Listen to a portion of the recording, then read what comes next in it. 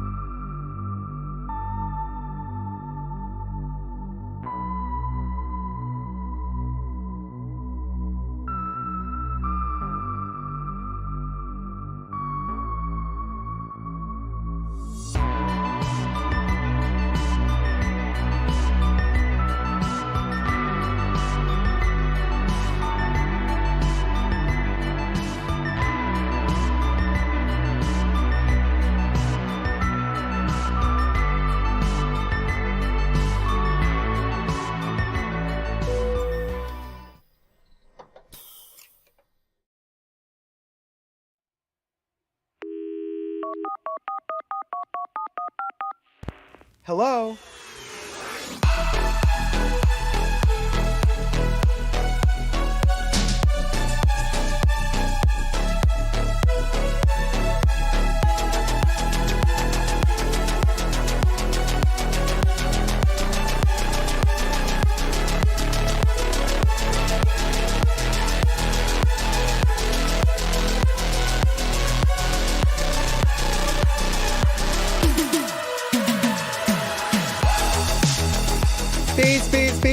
Peace. Hello, everybody. Hello, welcome to the Coquette Paris Fashion Week review, darling.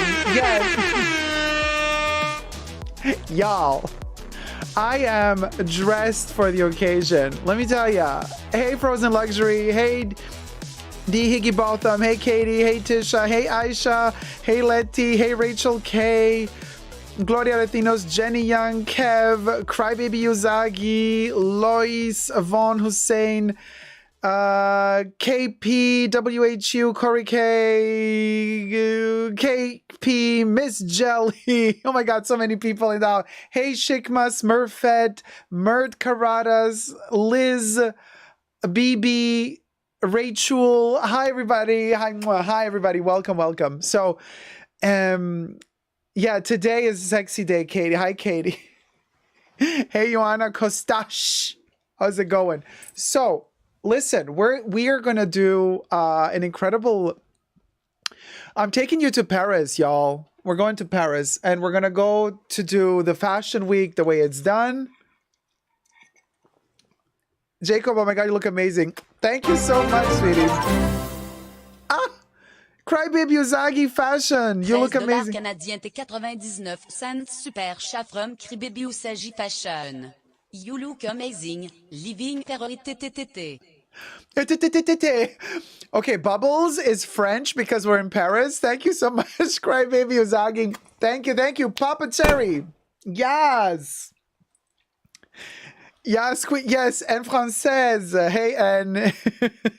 So look at me. I mean, could I be any more coquette than this? I mean, maybe my hair should be a little bit more like higher up in the back to make it even more like we just woke up early in the morning. It was a long night. What's you wearing? You look Paul. Yes, totally Paul. Walk of shame, very Parisian, very I don't care. I'm just going to bathe in perfume. I'm not even going to shower. And we're just going to go from fashion show to fashion show. We have our Hermes accessories, jewelry, Chanel platinum rings. The makeup is on fleek, honey. The hair is glossy and flowing. And we can't be bothered. We're just going to rush from show to show. So we're going to review quite a bit of shows today together, you guys.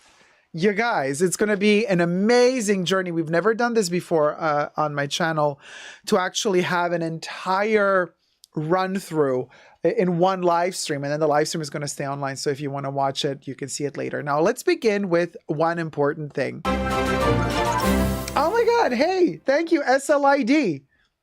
Slide 5618128 à 93A18. Donnez $20. Merci beaucoup. Thank you so much, Papa Cherry. Yes, queen. Wet hair and champagne breath. Yes. Is it a pullover, Dacob? No, this is an oversized, gigantic white tuxedo shirt. It has a lot of different stripes. It's all kind of, it has a lot of plissés going on for it. It's like 10 times extra large, and I just wear it like a draped over thing. So this is what I'm going to actually start the video with. We're going to talk about,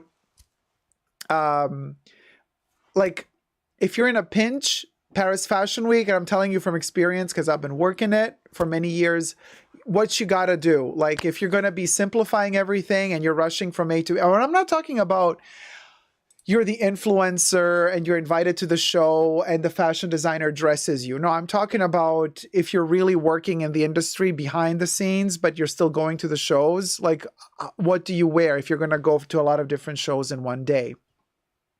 I highly recommend wearing a white shirt.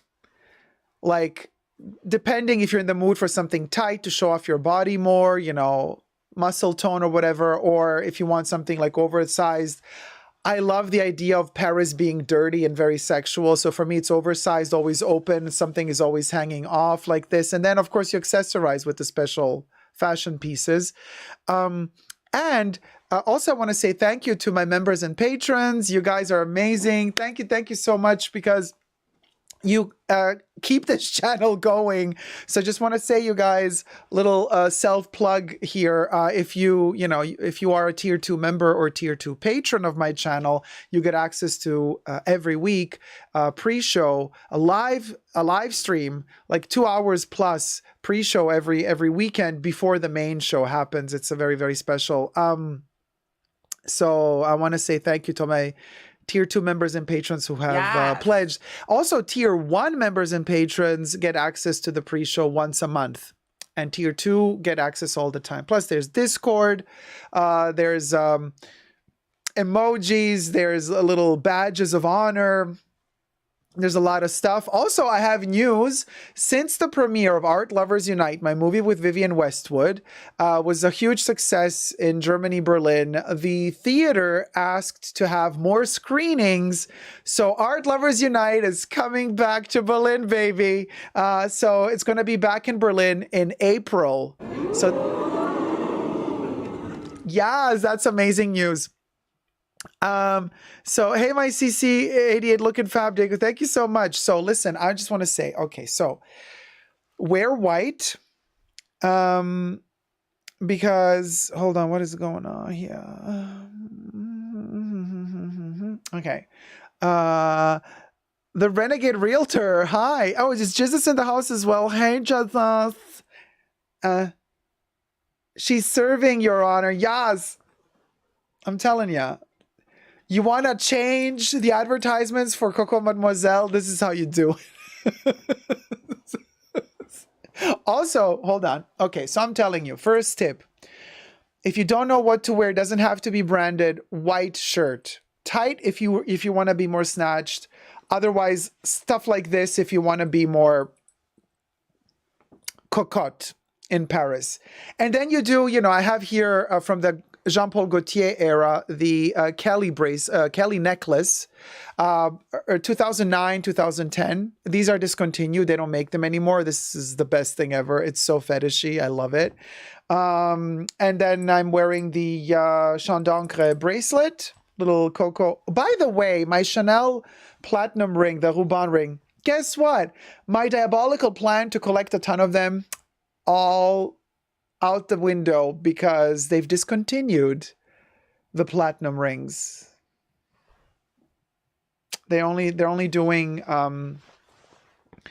gold as of now. So they might bring them back. I don't know. They might bring something else back. I don't know. But it's kind of sad. So they're gone. They're gone. Makes it even more special, I guess. I guess it wasn't selling. People didn't want to buy the platinum rings. They just wanted the Coco Crush rings, whatever. So, okay. Now, white shirt. It's in the accessory. Everything is in the accessories, right? My bag of the day for this live stream is coincidentally also the bag that I would take dressed like this to a show. I'm not thinking major brands anymore. It's annoying. I'm not feeling it. Like by major, I mean, Hermes, Chanel. Chanel is anyway, whatever, girl. We're going to review the Chanel show as well here. But here's my bag of the day. And it's dust bag. The logo is here. It's very invisible, right? So we have a fingerprint magnet. We have my Rick Owens Griffin bag in the size large. I want to say medium to large. With the magnetic closure here. It does have a strap. You can detach it and wear this as a clutch. But you can also, of course, with the strap, wear it. The strap is adjustable. You could wear it just off the shoulder, like really high up, or you could wear it crossbody as well. Dacob is gonna kill, says Letty. This fashion show is Michael Myers style. Gonna slay, baby. Happy International Women's Day, inclusion and diversity for all, slaying with the hair and makeup. Dacob says the Renegade Realtor. Thank you so much. Yes, happy Women's Day for all the women out there. So, thumb up, peeps. Yeah, thumb up the live stream. I keep forgetting to say that. Thank you for reminding me. Also, Kev and also Gloria and everybody. Thank you for reminding. Thumb up the live stream. It means the world. Actually, just to prove how much it means, did you know that because you were all really thumbing up the live streams in the past, I know I have to remind you to do it because otherwise, obviously, it's not so instinctive to thumb up. But I'm telling you, because we've had a lot of thumbs up, the live streams have been shown to new people, which is amazing. That's exactly, so the thumbs are working. The thumbs up are really, really working.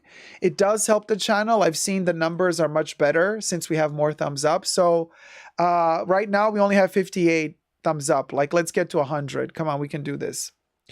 But it really, really helps because the live streams that have a lot of thumbs up, my live streams that got a lot of thumbs up, they really, really did great. How's the hardware wearing? Okay. The hardware is wearing amazingly, by the way. It's gorgeous. It is, how'd you call it? It's satin stainless steel. It's like a satin stainless, polished stainless steel. So it does have those, it's not high glossy, right? And it's really, really gorgeous. The Ponticello D-ring is super cute if you want to attach a charm. Oh, it turns transparent on the side, the bag, because it reflects green screen. Ricky, don't give us away. They have to think we're in Paris for real. Rick Owens, yeah. The Griffin bag is amazing. It's super squishy soft. The lambskin is to die for. I mean, the inside of the bag is lined in lambskin leather, like a glove. I always pull this out as an example. The interior pocket, oh my gosh. It's the softest leather ever. I mean, Rick Owens is the way to go for me, seriously, when it comes to bag. The prices for luxury standards are still okay. And he has his own manufacturing facility, you know. It's not like done elsewhere. It's not sourced out. It's amazing. Amazing. I am in love with Rick Owens bags. And also they're super lightweight. Crybaby Uzagi says, how do you thumb up the stream? Oh, you go under the video. There's like a thumb up. You got to press it. But you have to be logged into your YouTube account first. Or to your Google account first. We're glitching in Paris. Are we? Am I glitching? Oh, because of the green screen. Okay, I just twirling around something doesn't help. Okay. So let's get these thumbs rolling, you guys. We can reach 100 likes. We're at 76. Like we literally only need 14 more to go. And then we're, you know, we can move on. I have some tips to give you also before we head on to the first fashion show, because we're going to watch the fashion shows together. Before we head on to the first fashion show, I also have a couple of like makeup tips to give you for the runways and clothing tips. So like I said, white shirt, you can never do anything wrong with a white shirt. You decide how big or small you want it to be. Accessories important. You do need something to stand out. Makeup too. 82 likes. Come on, you guys. We can do this. So 83 thumbs up. That means 17 to go. 84. That means 16 to go. We can do it. Do it. We can do it, you guys. And then I also have a perfume tip to give you and the makeup tip and a little tiny unboxing as well. Super cute. 87, 88. Come on, you guys. We're almost there. 12 to go. And then we're gonna hit the interesting little conversation about perfume and makeup before we hit the... Because you have to. Okay, so now we're dressed, right? Shoes, wear comfy shoes. You don't have to go all crazy with high heels. You have to rush through the city from show to show. You don't need high heels. You're going to kill yourself with high heels. So wear comfortable shoes. Anyway, the most important thing is up here, always, when it comes to fashion shows. So just bear that in mind. 90 likes. Okay, we need 10 more and then we're good to go. 9 more. Oh, Sherry. Sherry says, my first live stream as a new member. Yay, sweetie. Welcome. Welcome, sweetie. And you got the bottle. The perfume bottle. That's filling up the longer you stay a member and the longer it fills up. You were asking the other day in the comments. 93. Okay, 7 more to go. And then we have a little reveal moment. I have a couple of secret tips for you for Fashion Week. 97. Okay, 3 more likes and we're almost there. No giant headwear to block the view of the person behind you. Yes, giant headwear is not really recommended. 102 likes. Perfect. All right, you guys. Yay. Okay. Let me tell you. Let me take a sippy. What am I drinking today? Maracuja. 0 sugar maracuja Fanta. Not sponsored, by the way. Hi, Jason. How's it going, sweetie? Okay. So, best kept secret for perfume lovers like myself, when you are running from show to show, you got to fresh up your perfume. I'm telling you this now, not just because it's also cheaper, you can save money by doing this, but also because the shape of this particular bottle is amazing. So I do have a couple of little things to show you here. My little preparation for Fashion Week. Now, the first thing that I would recommend perfume-wise, if you love Chanel No. 5, it would be to get the Chanel No. 5 Eau de Toilette, because it's the fresh vibe. I mean, it was released in 1921/1922, the Eau de Toilette. But it's such a floral accord, and there's ylang ylang in there. There's a bit of musk in there. There's vanilla in there. There's, of course, the May Rose. I mean, it's a gorgeous perfume. But if you really, really love it, I recommend getting the refill 50 ml. Why? First of all, this is how it looks like. It's basically, this is the refill. This is what goes into a big metal container. You don't need the metal container because, and of course, now that I'm revealing the secret, Chanel is probably going to stop producing these. But they're made so beautifully. The refill bottles, small, but they also come with a lid. It does have the Chanel logo and everything, as you can see. Beautiful sprayer attached to them already. So this bottle in itself is already perfect to throw into your purse. And it's very compact and small. You might ask yourself, well, wait a minute, Dacob, why don't you get the 20 ml? I don't want to get the 20 ml for this occasion because it comes in that metal container that makes it as big as this. So you only get 20 ml, but when the metal container has the vial in it, it's as big as the 50 ml. I prefer the 50 ml. And the vials of the 20 ml don't function on their own. This is what this is why I don't like them for this particular purpose, because you can't detach them. I do have them somewhere here. I can show you what I'm talking about. Here they are. And the problem with them is that you can't take the vial on its own. It's very thin glass. It might break, but also throwing around this lacquered container, this is a 20 ml, right? It's going to get chipped, dented. It's not the best thing. And you can see when you take these out,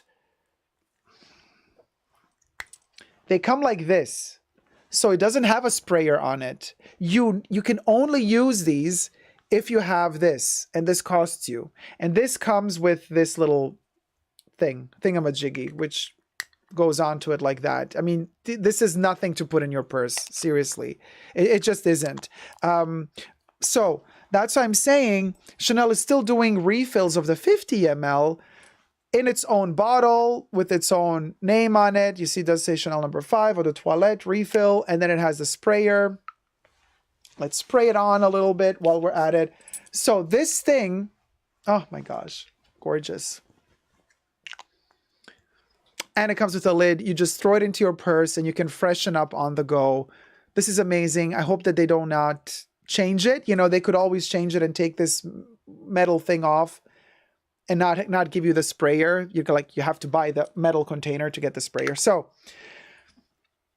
Always throw this in your purse and you're good to go. Love it. Such a fresh version of Chanel No. 5, the Eau de Toilette. Another thing I have here, and I have it on my lips right now. I got and this is another one of those amazing secrets, and nobody really, in fact, when I went to buy this, the lady at the Chanel counter said, Dacob, you really want this? It's like, it has no coverage almost. I'm like, this is amazing. I'm wearing it right now. It's the clear pencil. Okay, so you can see it has the white tab here. So it is white, but technically it's just covered. It has very, very light coverage. But what it does is it takes away a lot of the redness of the lips and it gives you that muted look.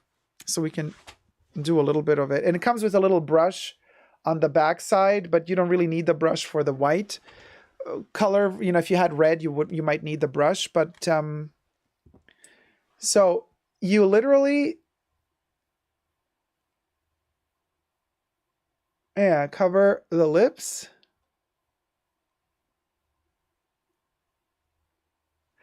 You have to hydrate first. Mine are a little bit dry now.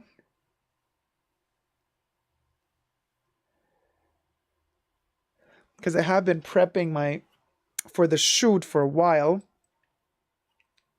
So, but you can do with a little bit of Vaseline or whatever cream you're using. I'm using Vaseline right now to soften the lips a little bit. Hey, Louie, how's it going? Yes, it makes them look very pale pink. Yeah. That's the whole point. Hold on.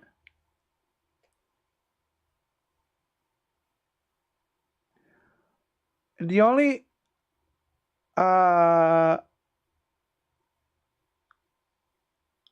problem with this is the residue. Because if you have a lot, if you're like talking a lot and then you create that residue on the lip, because you put on this white pencil, you're going to have to retouch it from time to time just to be sure that there's that it doesn't create that white line. You know, that residue white line. So obviously you're going to do this in a bathroom on your own. So you're not going to kind of do it while you're seated in front of everybody else waiting for the show to begin, because it looks a little bit gross. But we're all family here, so who cares, right? We can be a little bit gross together. Okay. All right, so it creates this pale pink look, which I adore, and it kind of just lightens your lips in general. It tones everything down. And then, so I got this, and that's what I use it for, to create this powdery look, right? Then, obsessing with this new thing that Chanel released, the red mascara. You might not really see. I'm coming close. It's red. The mascara is literally red. So there. That's the color. So the mascara is red, not black. But since your eyelashes are brown, black, or blonde-ish, you always have that kind of darker base underneath. And then the red is just kind of makes it glow. It looks like ember. Like when you look at the eye in real life, not just on camera, it looks like ember. So it's a beautiful, it kind of glows from within. So the red color is really, really cool. So we're wearing that to the Fashion Week. Red mascara, not black. And then, because yes, the grungy looks have been coming back in style and people love their 90s grunge again. I know Jesus is a big fan of it. We do have the black kohl pencil. Also from Chanel in this case. By the way, not sponsored. I bought all of this myself. Black pencil, if you want, just, you know, inside here, your tear duct area and up there.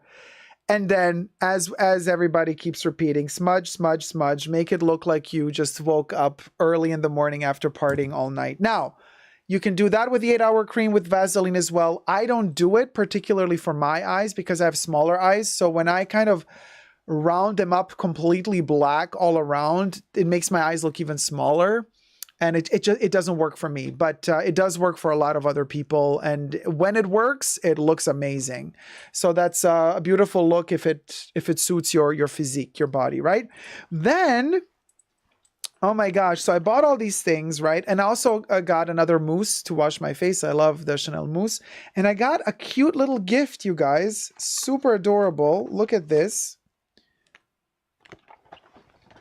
For the launch of the new ad campaign for Coco Mademoiselle, they gave me really adorable. They gave me these hairpins, okay? So we got the Chanel hairpins. One says Coco Mademoiselle, one has the Chanel bottle, and one has a little double C wax stamp design on it. So they are in metal, like chromed, kind of super cute. So I might be kind of adding them to the hair when we review the Chanel show, which we're also going to review today. So I'm just saying, great accessory. You can take it with you, you know, to Paris Fashion Week. And then depending on what show you're going to, you can either decide to add it or not to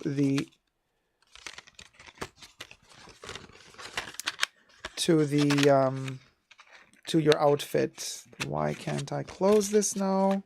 It's beyond me. There. That, and they gave me, really cute for all the bookworms out there, Coco Mademoiselle sample of the perfume with a metallic book, what should I call it? Page holder? What should we call it? It's a little clip for you know, you just kind of put it into the book on the page where you stopped reading. So that's a nice one too. A bookmark, right? Why can't I just say bookmark?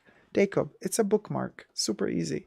So we got a bookmark. So, all right, we might do the hairpins later for the Chanel show, but that's kind of the outfit. That's what we have with us.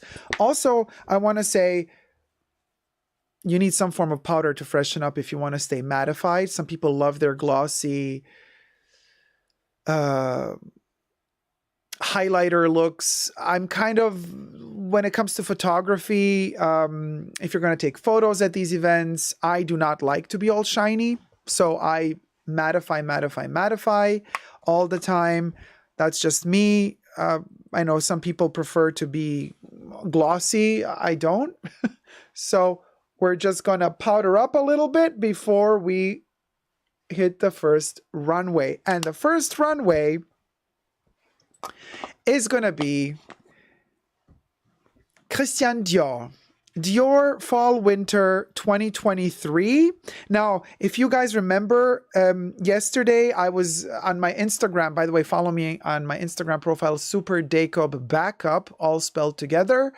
You can also follow me on my Chanel fan account called Dacob CC, all spelled together. But I had a couple of polls running yesterday connected to this live stream and connected to Paris Fashion Week. And in the poll, I was asking a couple of questions. Amongst other, there was also a question about Dior. So I'm going to show you the poll result from the Dior question. And I'm going to also tell you what the question was after the show, because I don't want to influence you too much before we watch the show. For those of you who have not partaken in the poll. Bare Minerals powder flashbacks, Katie. Yes. Chanel's medium age at the shows is 65 plus. I've been. It's hilarious. Oh, really? Can we get to 150 likes, you guys? Because we're almost there. Hi, hey Ellen, how's it going? Hi Jacob, you're looking lovely. Thank you so much. Thank you. Serving the red look with white shirt today and a little bit of brown. Actually, the blush is Brun Russi, the Russian brown blush, which is kind of also terracotta reddish. Then the eyes have a lot of red and then the brown and gold bouncing off of this is right here. Yeah, okay, we're at 115 likes. We can do 150. Yeah, I'm sure we can, you guys. Let's, you know.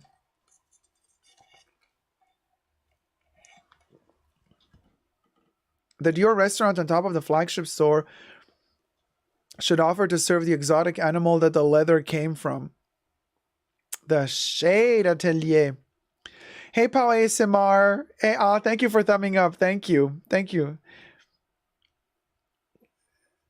Hey, Barbara Shioka. Love the necklace. Thank you so much. Thank you. So let's thumb up the live stream so we can get enough likes, and then, you know, YouTube can help us out. All right, it's growing really slow. Well, anyway, let's do the first show because we have a lot of shows to do. It doesn't matter. Okay, we're going to watch Dior.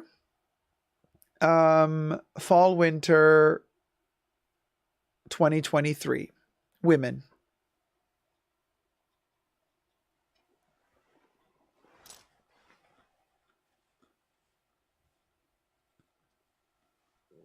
Okay, here goes.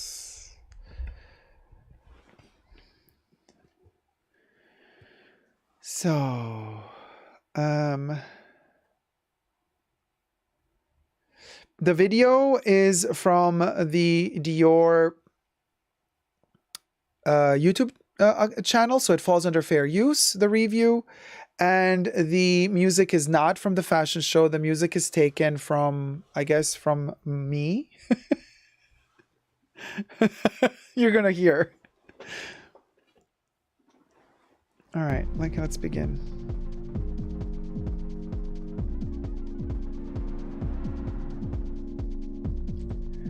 So, no, okay, no, this is just some regular music, copyright-free music.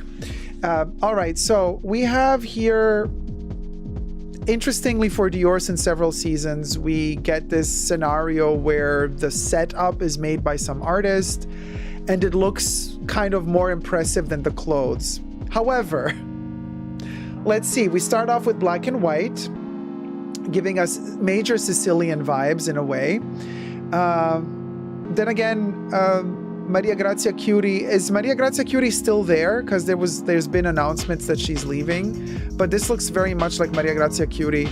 It looks very much like Sicilian widows, right? Okay, these hats are very British, actually. I mean, you could say they're also French, but it does remind me a lot of 101 Dalmatians by Walt Disney. The opening scene, the opening sequence. I love that hat, by the way. The trench coats are always lovely. Here we have some 40s/50s influences. The silhouette is indeed quite Dior. Wearable, I guess, if you have that body type. There's tailoring going on in the jackets. I do like the peplum classic Dior, but love this shirt too. I mean, it's a classic. Again, there's no innovation in fashion in this case. It's just something that, you know, we could have seen some star wear in a 50s Hollywood movie. Very Katharine Hepburn. She loved to roll up her sleeves and have those white shirts with broad shoulders. What do you guys think about the elongated Lady Dior bag? I kind of dig it. I prefer it to the classic one, to be honest with you, because it's easier to access it and to put stuff in and out of it. Was never really a big fan of these teeny tiny belts, like little pearly belts and chain belts. They're just too, I don't know, petite. They don't do the body really justice, I feel. Unless you're like super, super skinny. A puffer jacket, that bag is so not Dior for me. Puffer jacket, I don't know. It's warm. I mean, it is a winter collection. I love the hat, bringing us back to the 20s even. This was such a 20s vibe, that hat. Jacket super cute. Oh, you know what? Top handle on that bag? Yes. Why not? This is gorgeous. Very 20s silhouette. Also, kind of, right? Reminds us a little bit of an Asian cut, Japanese style. Yohji Yamamoto could have done something like that as well. But then again, the influence on the 20s on fashion was quite Asian, in particular Chinese and Japanese, in several instances when it comes to tailoring from the 20s. So this is an eclectic combination. Okay, here we have denim all of a sudden that doesn't connect at all to the 20s vibes. Here we have kind of like a 50s vibe again. And so we have decades mixing and clashing with each other. I do not know why the choice was made to combine so many different things. Okay, here we got a exotic bag, and the outfit is a kind of a tomboy, but business tomboy. More exotics. The shoes are interesting because, you know, always good to have some sort of heel, whether it be in wedge form or not. It does look more Italian than French to me, however, that type of heel in particular. And also, you know, this type of look too. Now it's giving me first female pilots of the world, you know, emancipation moment. This jacket, the pattern is not the best, but Amelia Earhart, wasn't she the first pilot or one of the first? It kind of gave us that vibe for a second there. Smurfette says it's giving Ungaro. The horizontally distorted Lady Dior, though, looks great in my opinion, says Atelier. Shoes are hideous, says Jason. Not feeling it, says Smurfette. So many bralettes, says Katie. Yeah, that's kind of that Sicilian thing I was mentioning. I don't mind these bags. It's just the leather doesn't look so good. What do you think about these patterns on the skirts? I always have an issue with patterns because I always warn you about those. They're very, very seasonal heavy. Meaning, if you don't get a pattern that you really adore, outside of the fact that it's a part of a trend, like this piece as well, you're going to get tired of it. And when you get tired of it, what are you going to do? You know, so you be very careful when you're buying seasonal patterns because the repetitivity, you see how it repeats itself? It's so heavy on the eye. It already feels démodé to me. Ties always works if you're going to play a little bit with gender. Why not? Giant logos on bags. I think we're done with that, Dior. We don't need the giant CD embossed on the leather. You see, if you're going to do patterns, okay, this is probably embroidery of some sort. That, yes, it's floral, but floral for winter, maybe groundbreaking. Better than, okay, oh wow, look, is this Dolce & Gabbana maybe? This is, I mean, I don't know why they always do this at Dior. And then now we're back to the 20s, this gorgeous moment. Loving the silhouette. You know, we had this kind of tacky Dolce & Gabbana silhouette, and then we go back to this gorgeous silhouette. So it's a very, very bizarre structure for a show. The aesthetical choices made are like very... It almost feels like, you know, Maria Grazia Cute, if this is still her at this point. Oh, I'm leaving soon, so let me try to put like 3 collections into one. You know, let me try to do as many collections as possible. At this point, again, this piece as well, like, why this ombre? Okay, like, how do you connect it to the rest of the collection? This entire setting of this alien-like weird bug that they're walking underneath with these droplets, almost like these juices of this alien are dripping. It's a very bizarre scenario. The glitter dress, sure, why not? For a special occasion, right? Red carpet or whatever. The glitz and the lack of the glamour. Pink, red hues. Oh, this is very Anna Wintour, isn't it? Very Anna Wintour. It's like almost like it was designed for her. Yeah, these patterns. Better than the blue and green pattern, but still too much and too repetitive. The patterns repeat themselves too much. It's really heavy on the eye. Jesus says, I think Maria has been introduced to shrooms. Well, I would hope that if she were, this would have been a little bit more psychedelic. You know, the setting, psychedelic-ish. with the clothes? Not really. Only a little baglet.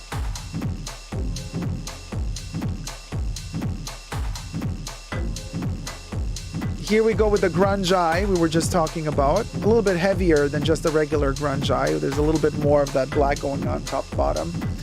Of course, the shaved head, also very, very Cranberries, early 90s. Anybody remember Zombie? And the coat was also quite beautiful, very classical. It's like she stole her grandpa's coat and is using it. Like, I get the juxtaposition of the pattern with the leather and then with a little bit of the shearling on top. The color-wise, it works, but I'm telling you, you're gonna get bored of it. You're not gonna wear it a lot, and it's stuff that costs a lot of money. And so, the way I see it, the way I collect these fashion pieces, I want to wear them, and I want to buy always. This is why I end up buying mostly heritage pieces that are just classics that you know you're not going to get tired of, because when you dab into those seasonal patterns, you're not gonna wear it like too long. I mean, it's gonna end up somewhere in the closet. You might rediscover it later, like 5 years, 10 years later, and then be happy that it's still there. But you also, your body shape might not fit into it 10 years from now. So it's a bit too risque. In general, not a big fan of these very, very, very high cut sweaters where the waistline is like super high. Now, depending on what sort of body shape you have, they can look, oh, this is gorgeous. This is gorgeous. The bag, no. Don't like the logomania. We're done with that, Dior. Like, come on. Take a hint. If you have the body type, if you have that more kind of pear-shaped body, female, where you're more round at the bottom but more petite at the top, then sweaters like that can look really good on you. But otherwise, you know, it's a niche. It's a niche market. They don't fit everybody. Yeah, get these patterns. And we've seen this happening already. Remember, the patterns look quite similar at the Bottega Veneta show.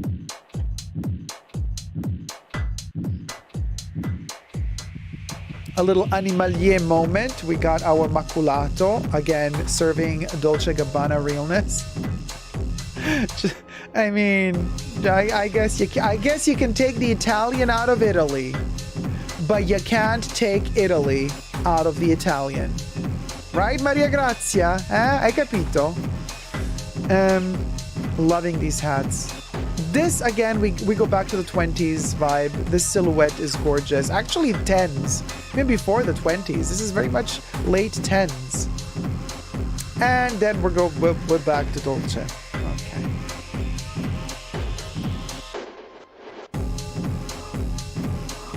Coat, like the tailoring, not so much the pattern.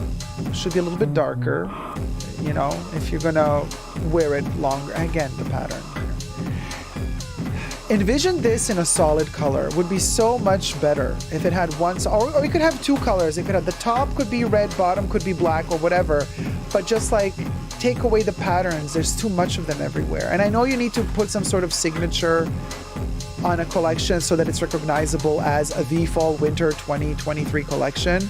But I'm like, girl, if the pattern, the prints and patterns are if the prints are the only common denominator, then the collection is weak. We need a little bit more than just that, you know.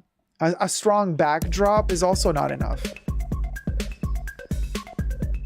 We've seen all of these patterns before. We've seen all of this tailoring before. Somebody was talking about the fact that fashion, you know, these, like the really interesting fashion is happening in smaller up and coming brands. These major brands have lost it. You know, they're just kind of trying to play it safe because they have to make money. So there's no more creativity left in these big brands. There's no more, allegedly, right? There's no more innovation in terms of design and fashion. They just kind of keep repeating themselves, keep repeating their portfolio, keep digging into their archives. What do you guys think about that? Let me know in the chats and in the comment section down below, because this is a beautiful combo, by the way. Because I think there's something to this statement, and we're going to see today as we go through these shows. Obviously, we don't have the time to go through like 50 fashion shows in one live stream, but we're just going to go through the major ones, and we're going to see, again here, very Dolce & Gabbana, isn't it? Very repetitive. Now we're coming to a point where, okay, we've seen all of this. It's like they're showing us the same clothes over and over and over again. Slightly different colorway, slightly different pattern. But I'm like, you've made your point. Dior, we've seen it. We've seen all of the cuts. Now now it's just like, oh, let me show you the flanker of look number 3 from the fashion show. Look number 43 is the flanker of look number 3. And look number 3 is the flanker of Dior's original look from the 50s or from the 40s. So it becomes a little bit repetitive, you know what I mean?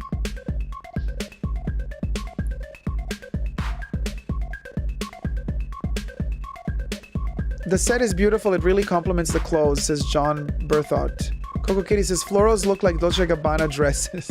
Crybaby Zagi says, whatever that watercolor splatter print is, I hate it. And Taylor vibes. Just says she doesn't have a point. She is not an icon. She's not a legend. And she's not the moment. Now, come on now. Okay, this is reverse psychology of Wendy Williams in the house.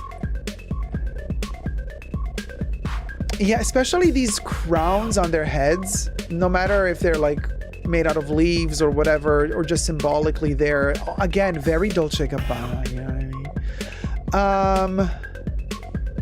Okay, so there's this huge eyeball type of thing in the center with slightly smokiness. I don't know. I think the setting, again, is much more powerful than the clothes. And so...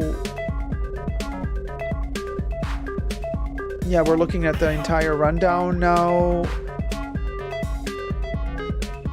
Now that it's over, they're all coming out one more time. A lot of black and white and a lot of... oh, there's a pied de poule, houndstooth. Also classic Dior signature. And then floral, not floral, a lot of abstract patterns, prints, seasonal prints.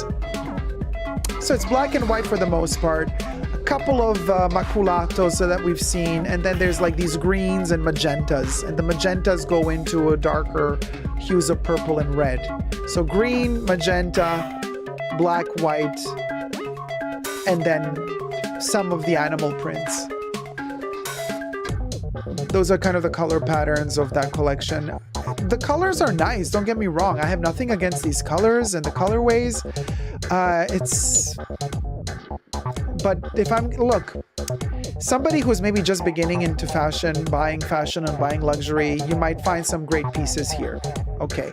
But somebody who's been buying luxury and fashion, or who has been a customer of Dior for like 20, 30 years, you already have all this stuff and better. You know what I mean? At a certain point, it's like, okay, what do you do? Like, Dior, what are you offering your return customers? You know, are you offering something new? No, with this collection, I have the feeling we're not being given anything new, really. You know what I mean?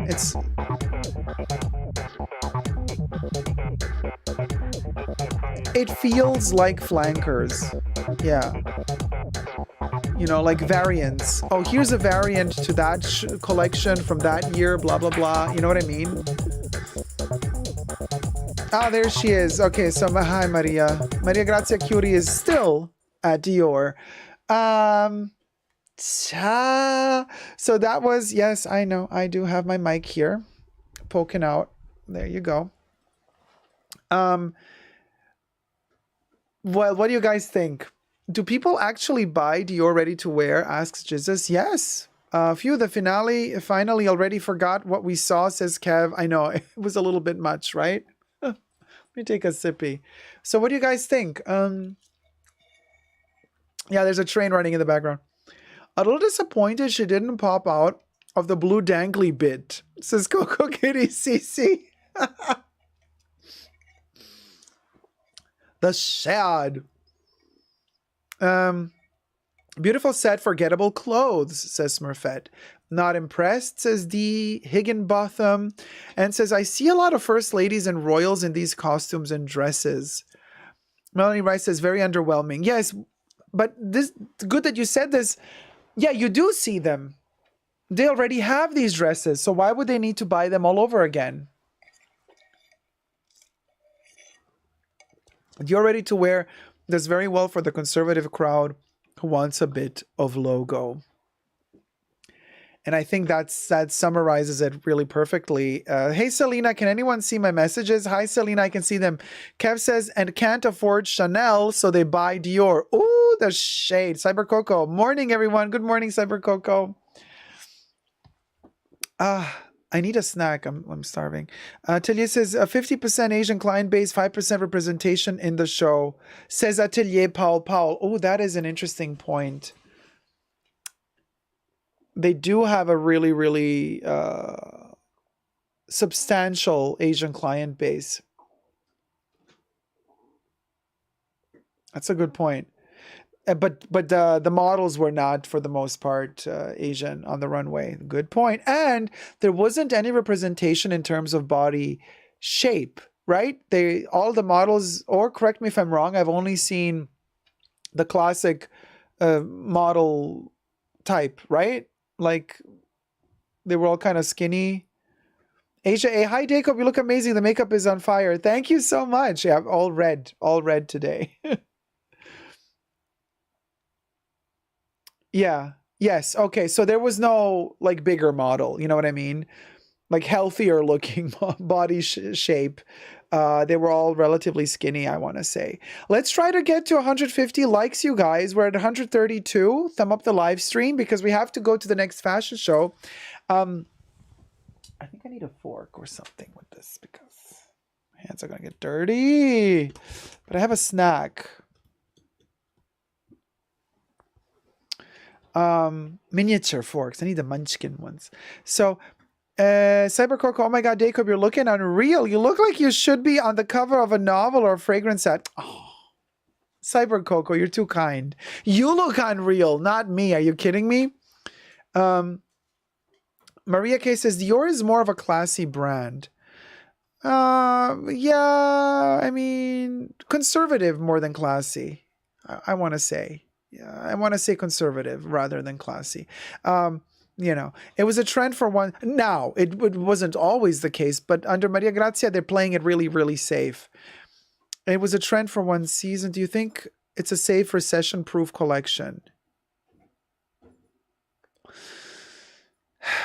She's been doing these recession-proof collections even before the recession began. You know what I mean? So I'm kind of thinking to myself, how does this... I think they've been playing it safe for a while now, you guys. I don't think that this is anything new for Dior. Like, oh, look, we're playing it safe now. No, they've been playing it safe for a couple of seasons already. So this is also why it feels a little bit heavy and like one of those fashion brands that always deliver the same thing, you know? It almost feels like Polo, Ralph Lauren.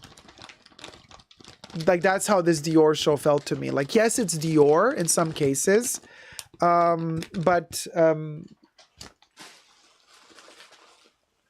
it's not worth the money, in my opinion, if it's so repetitive, you know, because like I said, who has Dior already has this stuff, maybe in a different color, slightly different size. But let's get to the poll that I asked you guys in my Insta stories, Super Dacob Backup, all spelled together. Go follow me on Instagram. So the poll I did was, is this Dior Fall Winter 23 or is it Dolce & Gabbana Fall Winter 23? So this is the poll. Okay, this is what I posted on my Instagram, and I gave you two options to choose from. Looks like Dolce & Gabbana Fall Winter 23 or looks like Dior Fall Winter 23. And 67% of you said, looks like Dolce & Gabbana Fall Winter 2023. Okay, why is this thing like transparent? It's not even green. Okay, strange. Okay, there you go.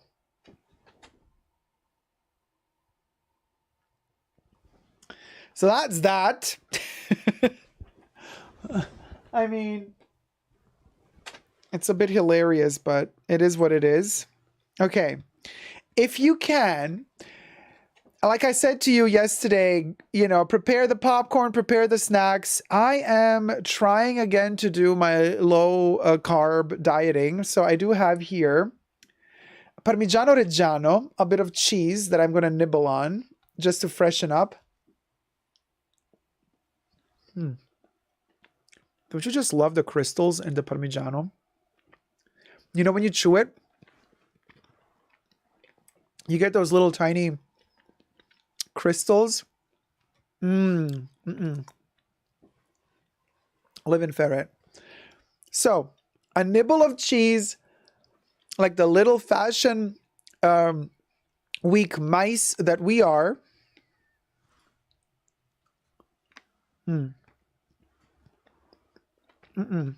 And also, I have organic olives. I have giant organic olives here.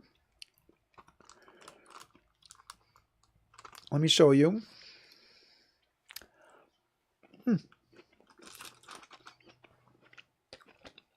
Oh my God, they're so good.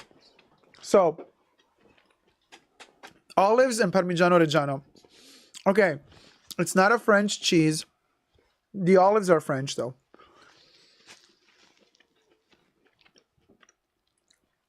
But yes, Paige, what is Paris without fromage, darlings?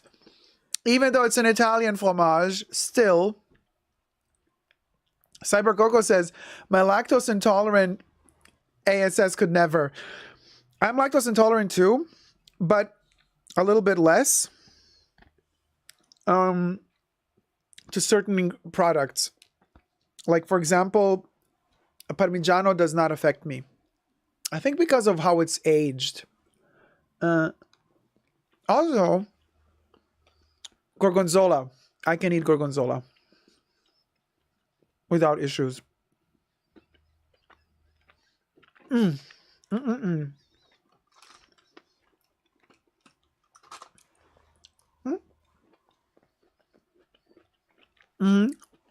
Parmigiano has less lactose, yeah.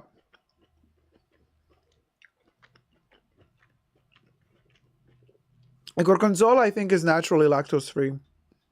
Mary Grace would approve, darling. Kev. Peter Pan, honey, peanut butter. I can't do peanuts, though. So, unfortunately. All right. Yes, everybody and their mama talking about how to dress and look like you have old money, LOL, on YouTube, says Jason. Yeah, who started that trend, you guys? Who started the whole trend of like... It's so bizarre. I don't know who started the trend. It's ridiculous. Oh, Anna Bay started the trend. Oh my God, your vegan donuts made me splash out on half a dozen bougie donuts. Now I'm going to eat a charcuterie board. Yes, Coco Kitty. You best believe. We're in Paris, darling. The one lady that was talking about manners and etiquette, LOL. Anna Bay. Anna Bay. I'm a vintage cheddar gal myself, Dacob, says Selena. Dacob, I'm dying for you to make a video about old money versus new money. That seems to be so trendy, but most people don't understand. What do you want me to say about that? I mean, it's such a boring topic, you guys. Seriously, who cares? Like money. Ew, so vulgar. Let's go to the next show. We have our perfume. Let's freshen up with our secret little miniature version of Chanel number 5. So let me... Ooh. Oh, okay. Now I'm all zesty and fresh. and I'm ready to go and see what Vivienne Westwood is doing. Now, Vivienne Westwood passed away 29th of December of 2022, but her husband, Andreas Kronthaler, who has already been designing with her really the back then called gold label since actually the late 90s. He's been kind of in charge of the gold label collection. Now the gold label show is, or the gold label collection is what shows in Paris. That's Vivienne Westwood always shows the gold label in Paris. And he has, truth be told, he's been in charge of the gold label for years now. So it's not like we're going to see a fashion show that is void, completely void of the style we've been seeing from Vivienne Westwood in the past years. So even though she's no longer with us, I'm just letting you guys know this collection is, it's not the Vivienne Westwood collection. It's the Andreas Kronthaler for Vivienne Westwood, which used to be called Gold Label, that we're going to see now. Nevertheless, it's the first Vivienne Westwood collection ever shown without Vivienne Westwood. So the video is from the Vivienne Westwood, I think, website or YouTube channel, so it falls under fair use. I have changed the music, so you know, the music is copyright, so that I could have copyright-free music. So here goes Vivienne Westwood, or Andreas Kronthaler for Vivienne Westwood, what used to be called Gold Label Fall Winter 2023. Let's watch it together. Very emotional. They opened the show with Vivienne Westwood's face on the first garment. It was very symbolic. They wanted to do that. Punk references, high heel shoes, all sorts of ages represented, probably also all sorts of body types. Let's see.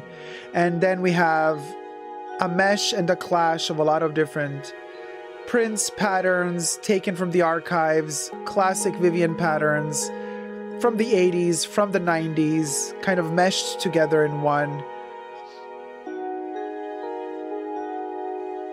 A lot of unisex pieces as well, because Vivienne was one of the first designers to ever really push for the unisex agenda. So we will be seeing a lot of that in this show as well.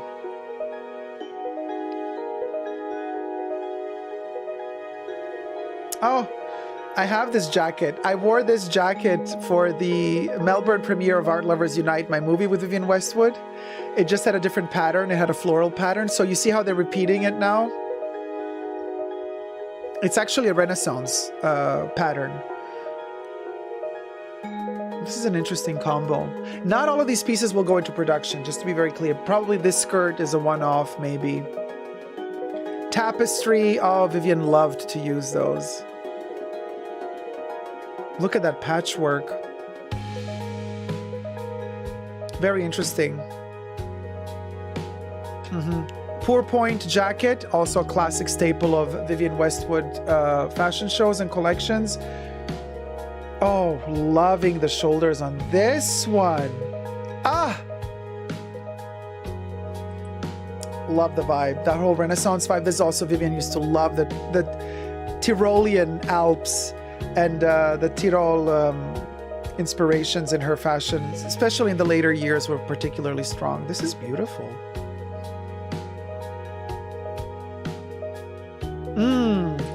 Oh my God, that glove. Ah, the shoulders, honey. Giving. This is a little bit more 80s, not tailored in the best way, maybe a little bit more Andreas than Vivienne. Oh, this is also a classic Vivienne piece, I want to say. Something she would have designed. Oh, the oversized jackets. Always loved these. Andreas really knows how to do those. Unfortunately, not many of those go into production, you know. They kind of remain just a fashion show piece. A lot of knitwear. Oh, this guy. He's one of Vivienne's oldest models. He's been with her in the 80s, in the 90s. I forget his name. I actually met him at one of her fashion shows. He's such a sweetheart, and they called him back for this. He's still gorgeous, by the way. I'm like, hey, I don't know how old he is now, in his 50s? It looks amazing. I mean, you know what I mean? Forgot his name. Okay, they're giving also a little bit more modern, you know, just bomber jacket, but it has that metallic finish. I don't know if it's leather or if it's a satiny finish, but more youthful. Why not? And then there's some costumey pieces as well. Oh, this is the upside down jacket. Interesting. Okay, this kind of pops out as... Oh, love the headpiece though, but didn't like the bottom part. Yeah, the sporty wear. They do this since several seasons. I don't know. Sure, why not? People want to wear sporty stuff too. I get it. Oh, the glasses aren't bad. The sunglasses. Oh, I love the jacket. Okay. Need the jacket. Yeah, something like this would never suit my body type. So this is just kind of visually stunning because he is like so skinny. But obviously it's not a piece that I would ever buy or recommend buying for that matter. Oh, love that peplum at the bottom of the jacket. Oh, this is referencing old school Vivienne from the 90s. Wow, this is gorgeous. It's giving us 40s meets 80s and 90s. Classic tailored vests. Yeah. 80s shoulder pads. Oh, that necklace, honey. Oh, living. This is going to be one of those one-off pieces you're only going to be able to find in like one boutique maybe. You know, it's not going to have like broader distribution. They're always very, very rare. The coat is beautiful. That wool texture feels very sturdy, very classic British tailoring. Super, super. Oh my gosh, the colors. Look at this. This is beautiful. Love it. Scottish flair, darling. It's giving a more mature Vivienne Westwood. It's giving us like the lines and the ideas that she initiated in the 90s and in the 80s, and it's kind of matured. Oh, this is gorgeous. I just love it. It's just the right proportion of whimsy, color, patterns, and shapes, size, proportions. It's just slightly off and it keeps you guessing, and I love that about it. You know, there's tension there. There's friction and tension going on the whole time. You know, oh, come on, the hair, the shoulder pads, but then the tiny waistline. It's like it's giving us so many different storylines, but it all kind of comes together into one. It's immediately recognizable, you know. It's like, oh yeah, it's Westwood. Oh, the ginormous bow. Classic. Oh, the hat. You know, it's really, really elegant. The collection is good. Jason says, big send-off for Viv. Love everything, literally.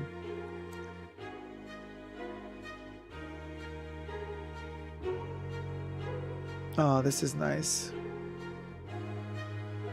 She kind of looks like Viv a little bit too, doesn't she? In the bone structure right here in the cheek area. Loving how, you know, Vivienne has always been a master of draping textiles and creating shadows, and the drama of it, always really beautiful.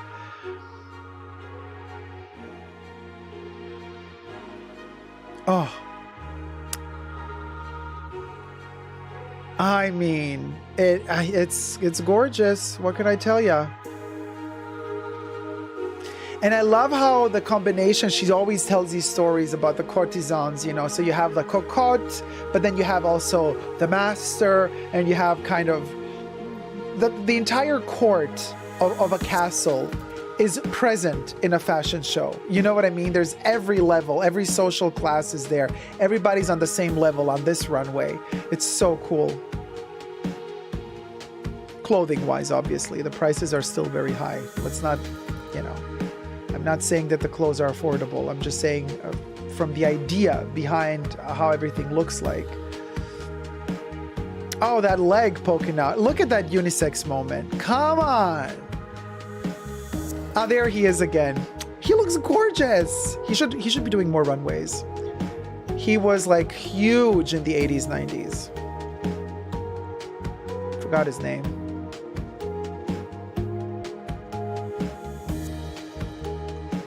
Okay, these sleeves with the twirly thing, that's a little bit too Pierre Cardin for me. That's not very Vivienne. I don't know why Andreas went there, but he went there. Whatever, it's one Pierre. There she is, the lady that lost what's his name to the starlet, Bradley Cooper. Is she still together with Bradley? I don't think so. And this is Corey. This is Vivienne's granddaughter. She closes the show with the wedding dress. This is Viv's, and here's Andreas walking alone for the first time without Vivienne by his side, but his niece, or I don't know what she is to him, but she's Vivienne's granddaughter. What do you guys think? Cyber Coco, my heart. Bridal moment, says Asia. Nettie says the little horns. Oh, classic Vivienne with the little horns. Jesus says Arena Shake. Yes, that's the name. Chanel Fall 23 was a disgrace, says Victor. We're not there yet, Victor. We're getting there in a minute. Oh my God, that black dress, is Cyber Coco. Smurfette says the Vivienne tartan. Pure Ounce says it feels like it's brimming with interesting ideas. Asia A says lit. Wonderful, says D. Higginbotham. Beautiful collection, says Jesus. Nettie says the little horns on the wedding dress model. Cry Baby Uzagi fashion, gorgeous. And says a collection with personality. Jenny says loved it. Smurfette says love. Picky Ricky says loved it. Ellen says very nice collection. Love the coats. Selena says loving the Eurostar background. Jason says best show in years. Lux with Brit says, have y'all watched the Louis Vuitton one yet? Not yet, Lux. Not yet. We're going to get there. Kev says, not sure what this adds to the conversation. Would prefer a more archival approach. This was very archival. What do you mean, Kev, by archival? Which part of the... Vivienne has a huge body of work. Which archival moment would you have preferred to see? And don't forget, this is the gold label. This is not Vivienne Westwood's label. I mean, there's Vivienne Westwood, which used to be called Red Label, and then there's the gold label. This is the gold label. Okay? There's also going to be a Vivienne Westwood collection as well, which sometimes they don't do a fashion show with it. Sometimes they just do a digital like photo shoot of it. But this has been the gold label, which has been renamed years ago into Andreas Kronthaler for Vivienne Westwood. But just, you know, like, let's not mix the two things up, because Red Label is not gold label. I know it's a bit confusing. I'm just saying. I love the jacket, shoulders. Me too, Louis. Amazing. I love the music you played with it too. Oh, thanks, Nettie. Rizology says, Rizal says, loved it. Everything is beautiful, says Pau. Yay, arrived before. Yes. Now we're talking, says Donna. The location with check floor was very fitting. Jason says, girl, you didn't know what. Cybercook, Vivienne Westwood style just moves you. It's always telling stories. Yes. And Andreas, I think, delivered in that respect. And love ya, XJ. Oh my gosh. Just home from work. How far have I missed? 2 fashion shows, darling. We're 2 fashion shows in. The male model is Arnaud Lemari or Lemari. Hey, Florine B. Thank you so much for letting me know. He is gorgeous. I mean, I've seen him live back in when did I see him? 2016 at the Gold Label fashion show. I was there. And we had little drinks after the fashion show, and he's just like passing by, you know, he's like this towering, gorgeous. I mean, I don't know if he's more beautiful in real life or like on camera. The guy is just insanely beautiful and humble too, like super chill. He was so grateful to be at a Vivienne show back in 2016 and said, you know, Vivienne was one of the first to give me a chance and I like love her so much. He's such a sweetheart. Madame says, loved it. I cried when I first watched. Hey, Andy. Andrea Meyer's in the house. How's it going, sweetie? Leanne Carter, where do you find these pieces? This is a good question, Leanne. You can find them on the Vivienne Westwood website. So, the Vivienne Westwood website sells all of the categories, almost all of them. World's End is the rarest to find. World's End is only purchasable at World's End in London. But there's also a few World's End pieces available here and there throughout the boutiques worldwide, like mountain hats, which they're not making at the moment. They might start again, but So, but the Andreas Krontaler for Vivienne Westwood, which used to be called Gold Label, is available on the Vivienne Westwood website. Not all the pieces, just a few of them. Now, if you want more of the collection, you have to go to their main boutiques in London, or the bridal boutique in London, and the main boutique in London, because they will carry most of the range. And you could also contact them if you have the budget for it and say, hey, I really like look 4 from the runway, and then they say it didn't go into production, and then you say, but can you make it for me? And then they could, for the right price, probably make one for you. So there's that. I think Andreas did a great job, says Cyber Coco. Speaking of, I also asked on my Super Dacob Backup, by the way, that's my Instagram account, Super Dacob Backup. Go follow me there for all of these special treats. I asked in a poll yesterday about this show. Oh, and by the way, thumb up the live stream, you guys. It means the world to me, also to this channel, because it kind of shows that we're doing something right. We can reach 200 likes, you guys. We got 200 people watching. We're at 154 likes. I kid you not, because you've been so supportive with the thumbing up in the past weeks. My live streams have been doing really, really well. It's all thanks to that. Thanks to your chats, thanks to your live chatting, thanks to watching the video, but also thanks to the thumbs up. That's how YouTube gets the incentive to actually show the video to more people. So the more you like, and the more I can stream, basically. It's as easy as that. The more you thumb up the video and the more I can live stream. So that would be great if you would thumb up this live stream. And let's get to 200 likes. We can do this, you guys. Claudia says, I'm late. Just got home. Dacob, your look is amazing. Hope you had a wonderful day so far. Excited for the live stream. Thank you so much, Claudia. Very kind of you. Thank you. Hello, Barbara Rank. Hi, Dacob. Loving your look. Are you also reviewing Miu Miu? No, I'm not reviewing Miu Miu today. No, we have to make listen, I can't be live streaming for 20 hours. So we have to make a editorial. We have to make an editorial selection, like cut it down to the minimal. So let me tell you, okay, let's sum up the live stream, you guys. And also I want to say 170. Oh my gosh, we can do this. Yeah, let's get to 200 likes. Okay, we only need, I'm really bad at math, 23? 22 likes. Come on, we can do this. 22 likes and we get to 200. Oh, 20. We just got one more like. 19. We just got one more like. Woo! We're getting there. Woo! 17 more.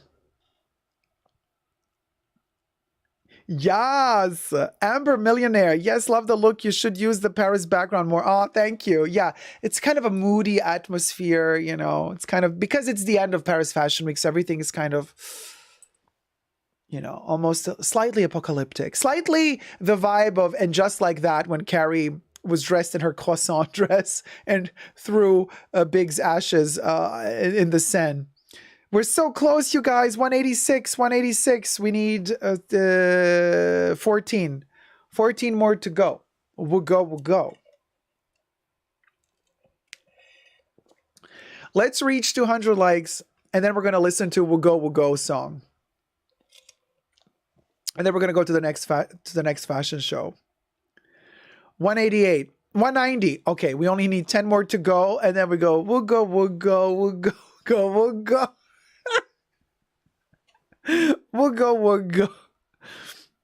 190.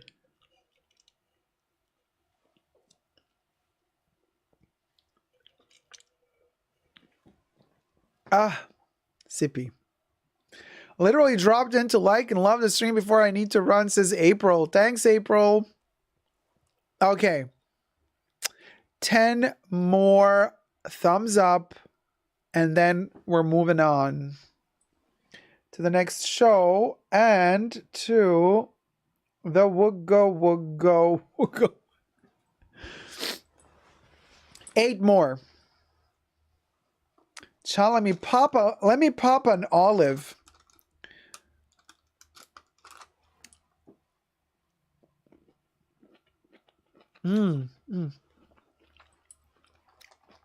When in Paris, darling, when in Paris. Wax with Brit. What fashion show shows how you were viewed so far? Oh, Mini Fork. We've seen Dior and Vivienne Westwood. Gold label. Cyber Coco. I gotta go, my darling. Sorry to make it short and sweet. Sending you energies to get through your life today. Hope everyone has a lovely day. Thank you so much, Cyber Coco. Have a wonderful day too. 6 more likes to go. We can do this. We can do this. And then, yes, this is the mini fork, you guys. Best thing for dieting. If the fork is small, you're going to eat less. That's my theory. This is how I try to convince myself that I'm going to eat less if I use a tiny fork. That's the trick. That's the trick. 197. Oh, 3 more likes.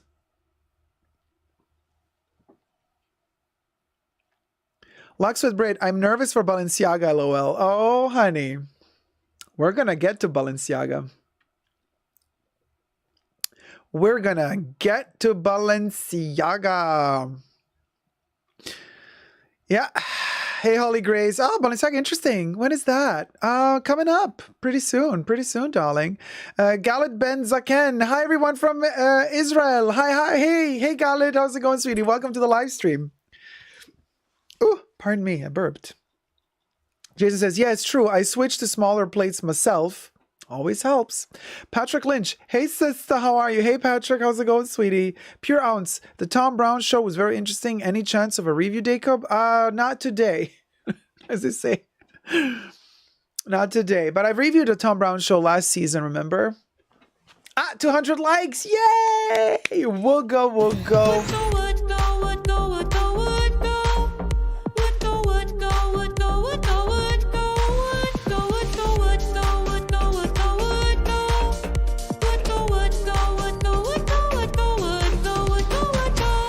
Yes, queen. Yes, we did it, yo. That's amazing. Thank you so much.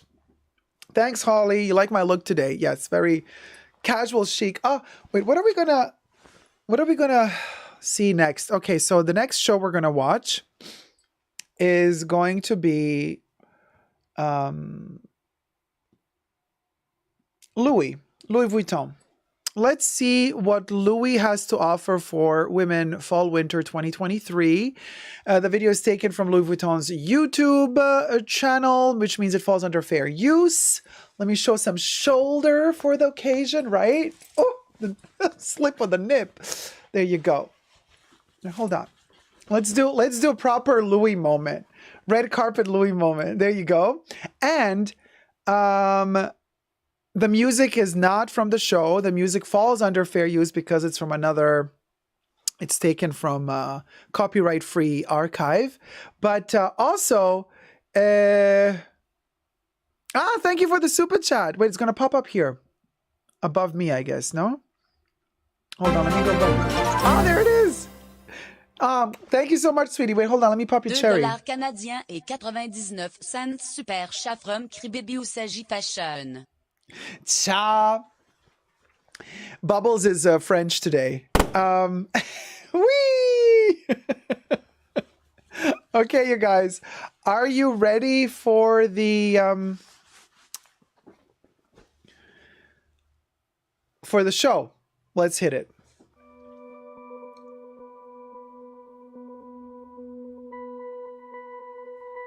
So Nicolas Guesquière is the designer, artistic director of Women Louis Vuitton.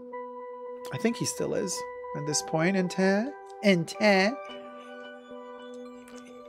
then after the show, we also have a poll. Because I asked on my Super Dacob backup yesterday a question about Louis Vuitton. And we're going to see the result of the poll right after the show. Okay, so right off the bat, Louis is telling us, I got bags for you. I got new bags. I wonder when Louis is gonna start selling makeup. Because you see, they're kind of playing with extra stuff on the face. All right, so pearls, interesting silhouettes, rounded shapes. Oh, okay, padded looks. This is bizarre. Would you say this is Louis Vuitton? I would never. I mean, I see this and I go, okay. But do I say, oh, this is Louis? No.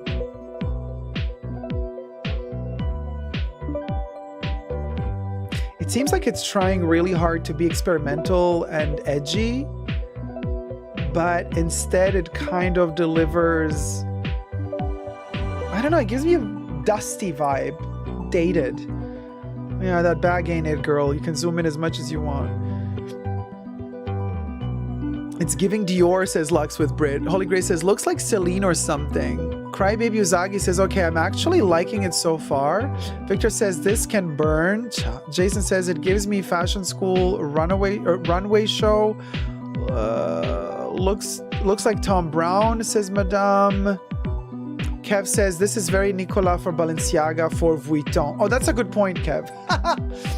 Oh my God. Carrie says, oh wait, Smurfette says, it looks more like Dior than Dior. Carrie says, the knee slashes are not doing it for me. Emotion Engine, I just don't think Louis Vuitton has an identity when it comes to ready to wear, even under Mark. Holy Grace says, I like it. Aisha says, I'm sorry, this is rubbish so far. And says, very Celine-like. Not into this, says Rachel. Aisha says, very thumbs down. Jason says, it looks like some fashion students presenting their work at the end of the year. Very amateur, very thirsty. Whatever wears, it feels like a big improvement on last season, though, which was a hot mess. I mean, the oversized zipper pulls and all the objects and products and oversized bags from last season, it was very novelty. Now it's a little bit less novelty for sure. The bag with the extra locks and buckles, I've seen this particular bag, the main shop from Paris, right, opened up and it has little drawers in it. It's like super complicated to make and kind of unpractical. It looks like a jewelry box, really. I'm not a big fan of these geometrical shapes or pleated skirts. Look at the pleating. It kind of bends wrongly. It doesn't flow nicely.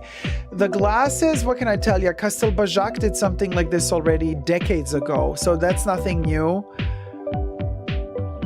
The innovation is because now they're illuminated, but they're probably not even going to go into production. Those glasses are just for the runway, probably. Most luckily, we don't know.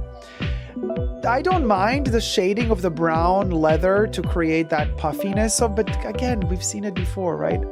Everything that kind of points out, like pointy shoulders, I'm living. Always love it. I'm such a sucker for big shoulders, but that's neither here nor there, right? Like this knit. The knit is nice. I don't really like the logo on the side of it. Okay, bibs. Here we go with the bibs. This was coincidentally the poll that we're going to see the result to. I was asking about the bibs because you know how Chanel is doing a lot of bibs and Virginie is obsessed with bibs. Who knows why? And after seeing several bibs on the Louis Vuitton, here's another bib. After seeing several bibs on the Louis Vuitton runway, I asked in the poll, is Virginie Viard secretly designing for Louis Vuitton? No, that wasn't the question. What was the question actually? Bibs now also at Louis Vuitton. What are our thoughts? And then we're going to get to the results at the end of the show. Yeah, these glasses, sorry, like what are you trying to say with them? Some hyper-futuristic thing, but the clothes are not hyper-futuristic. So it kind of, I don't get it. Like, why are you trying to what? The clothes are giving me retro vibes, but the glasses wanna be something from the future, even though Castelbajac did something like this, minus the illumination in the past. I don't get it.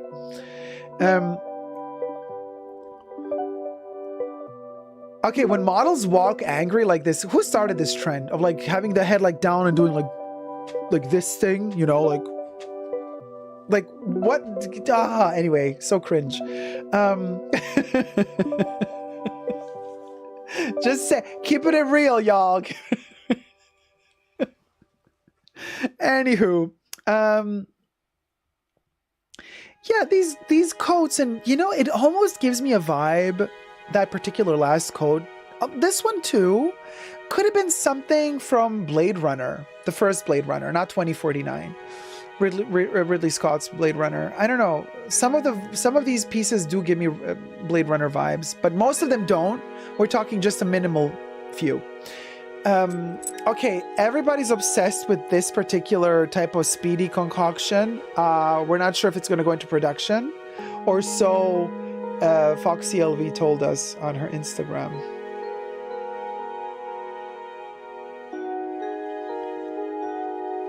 I don't even know what to think really about this runway stage with the sound absorption in the background. Like, what is this? It's such a bizarre setting. Why would they decide for this? And then they step off of this stage and then they walk through the audience, right? So this is just kind of to take a photo of the piece. Yeah, this whole thing on the chest, it's protruding outwards. It's not giving me comfortable vibes at all.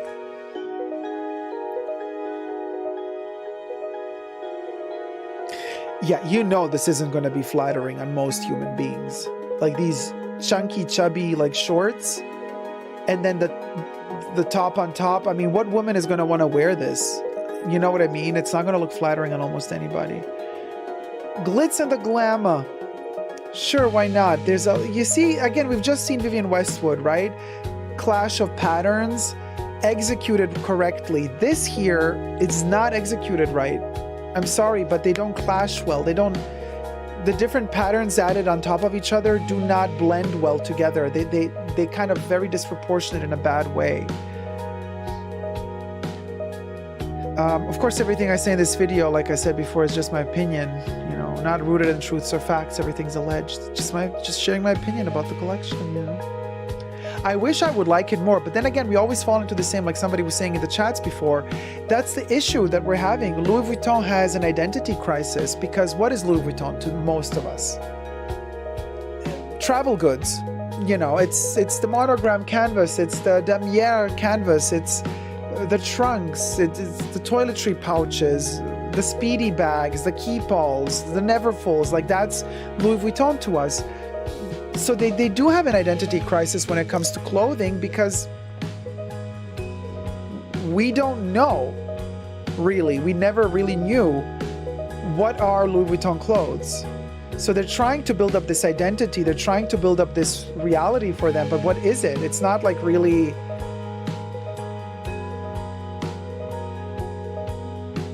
You know, if you didn't tell me this was Louis Vuitton, and if there were no bags on this runway, I would not guess that this is Louis Vuitton. Like, I would not look at this collection without the bags, okay, and say, oh yeah, this is Louis. Like, the shoes are not Louis Vuitton, the clothes, you know?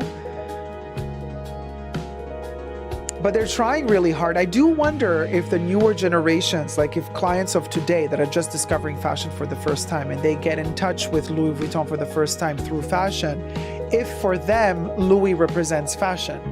You know what I mean? Because I have the feeling that LVMH is trying really hard to step away from their heritage of monogram canvas, luggage, the luggage brand.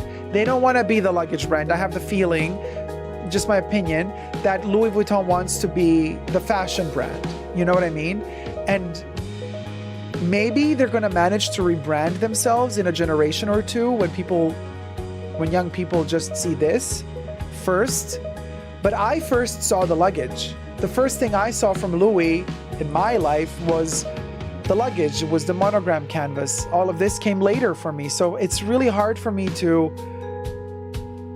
respect this as a Louis Vuitton quality product, because I can't connect to it from a Louis Vuitton point of view. Now, if you tell me this collection is from some upcoming design, okay, let's say if you say that this collection is from Ghesquière, Nicolas Ghesquière. I mean, Nicolas Ghesquière did some amazing stuff in his career. Okay, this is not Nicolas' best collection ever, but if you were to tell me this is Nicolas Ghesquière for Nicolas Ghesquière, I would say, okay, All right. He's done better, but all right. But I would not say, oh, this is Louis. Now we know. Now we'll go. Now we know what Louis Vuitton fashion is. Like, this is Louis Vuitton fashion. Now we know. Keep this conversation going. There he is, Nicolas Ghesquière. He looks more like a mouse the older he gets, doesn't he? Yeah, he has that little rodent vibe about him, doesn't he? This little... he used to be kind of cuter in the past. I mean, he's still cute, not gonna lie, right? But he's a little bit more rodent than he used to be. I mean, it gets to you. It's a lot of responsibility. I think it like drains you. It drains you of all your vital life essence force to do this all the time and have that pressure to perform, and like it has to sell, because LVMH is about the numbers, honey. If you don't sell, we got a problem, you know? It's not a lot about the creativity, but about numbers. So I want to say, Nikki looking so shy and coquettish today, says Kev. Give him some Parmesan cheese, says Jesus. Yes. Nicolas Ghesquière, we got a little cheese for you. Sorry, LV, I'm not impressed, says Madame Morgan. Emotion Engine, they simply do not have the codes that a typical heritage house has. Kev says, Nikki, I read that one, Nikki. Yeah, there's no Louis Vuitton identity in that, says Crybaby Uzagi. Louis Lit, says Coco Kitty. Susie says it's a no. MC, how's it going, MC? Not the rodent vibes. Cute mouse, okay? Only cute rodents.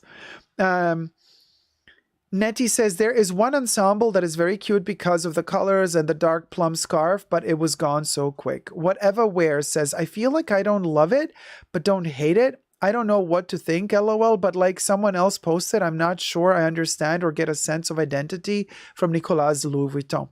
Smurfette says, if they would stick to the heritage of the House of Louis Vuitton, they would have a loyal customer base.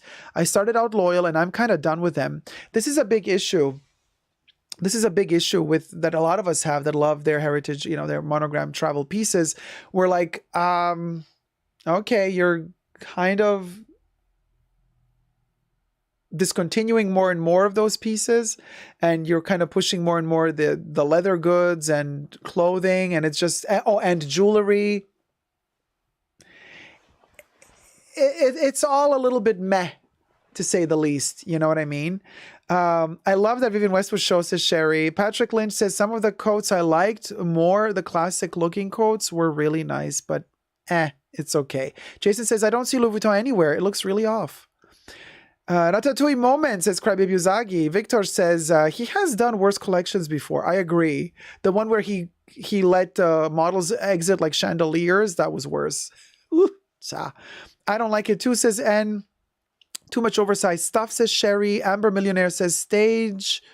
Oh, hold on, I missed it. Let me scroll down for a second. Stage terrible. Nina said, hey, Nina, I mean, got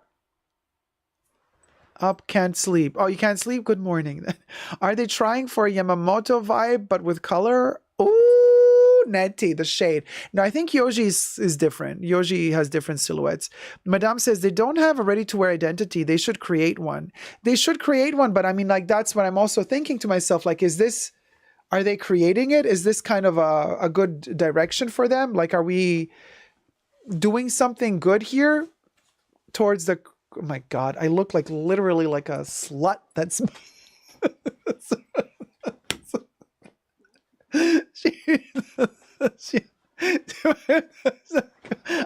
I'm the hoe. Somebody had to put the hoe in Paris Fashion Week, darling. It's me. Might as well be me. I don't like the direction Louis Vuitton has taken in the past few years, says Madame Morgan. Like, match the vibe of the menswear, Jason says. That's a good point. Lux Dahlia says, the rounded shoulders and sleeves remind me of McQueen. Yeah, I can see that. Also, Dacob, did you hear that Zendaya is rumored to be the new brand ambassador moving from Valentino to Louis Vuitton, says whatever wears? Maybe I did hear something like that, but I'm not so sure. They should have had some monogram in the clothing. They did, Jason, but very minimally, like somewhere in the collars, a little bit here on some jackets, but it was very, very minimal. Liz says maybe they could integrate the travel aspect into their ready to wear. Nina says, I missed the whole thing. Was it good, Dacob? Did you like it? Or at least one thing? Some of the bags were interesting, but I didn't. No, overall the collection, no, not me. She is the whole moment, own it, Cha. Okay, I love how Jesus, like, Jesus of all people, telling us to embrace the wholeness. I don't like the direction Louis Vuitton has taken the past few years, says Madame. Patrick laughing. Aisha Kiptia, you're funny. I cannot believe it. JJ.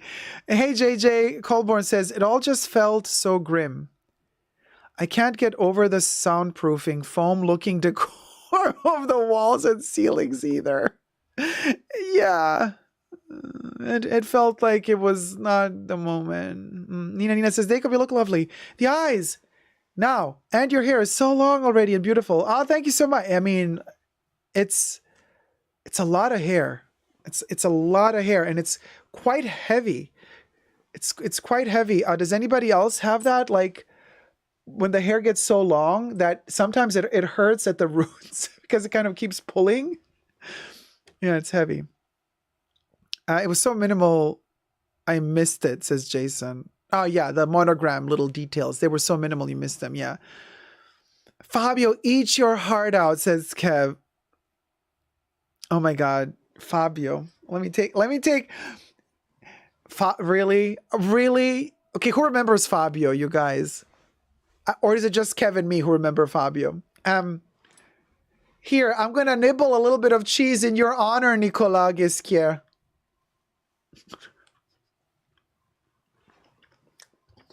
Feeling my Nicolas oats.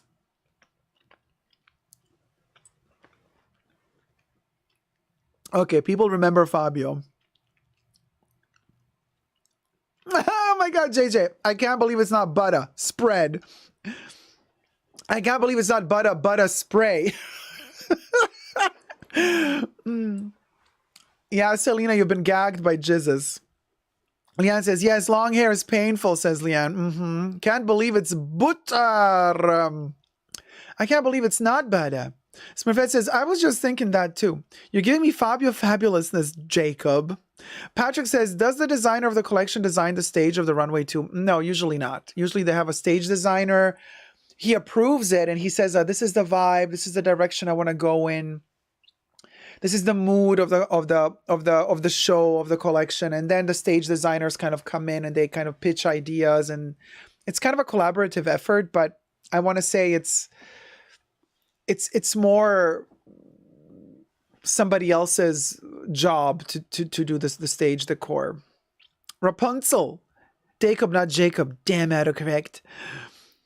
Amichua 1. They design it like how they design clothes. Kinda. That was shady, right? Carrie says, oh my God, I forgot he did the margarine commercials. And because it's a travel brand, the resort collection is always stronger, aka when the spaceship lands, says Josias. An interesting point about the cruise collection. I feel the pain. The autocorrect is not my friend, says Nina. Well, thumb up the live stream. Let me take another bite of the cheese.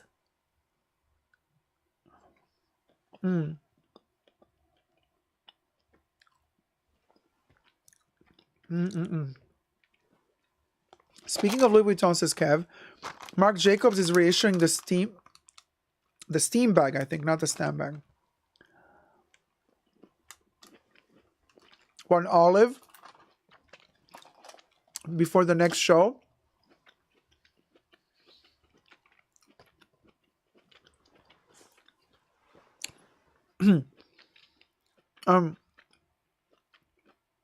Victor says, leave Balenciaga for last so I can leave earlier, please. Oh.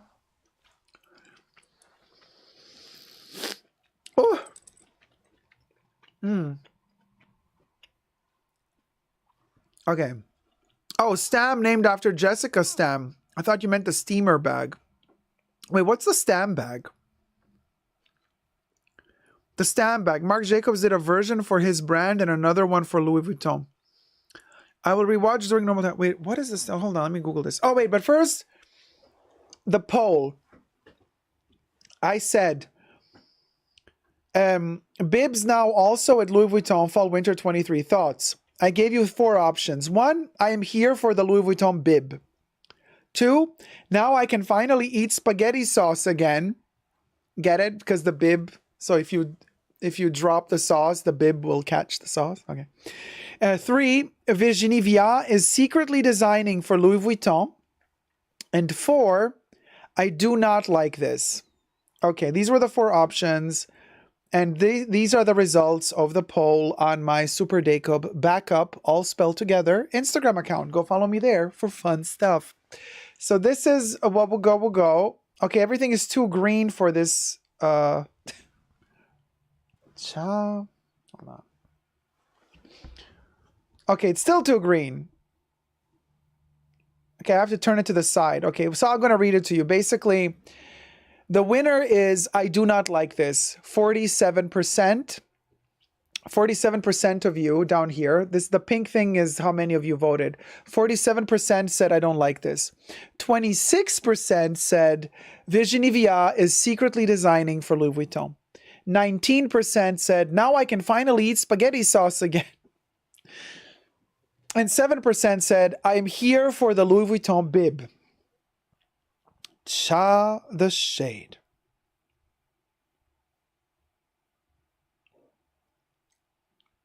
Cha the shade. All right. So thumb up the live stream, you guys. You can also become a member today or a patron, gain access to extra perks. You can join me down below. And Tier 2 members and patrons get access to special live streams every weekend before the main show. It's like 2-hour live stream before that. Listen. The next show we're going to watch is a doozy. The next show. Hey, Virginie VR. Not yet.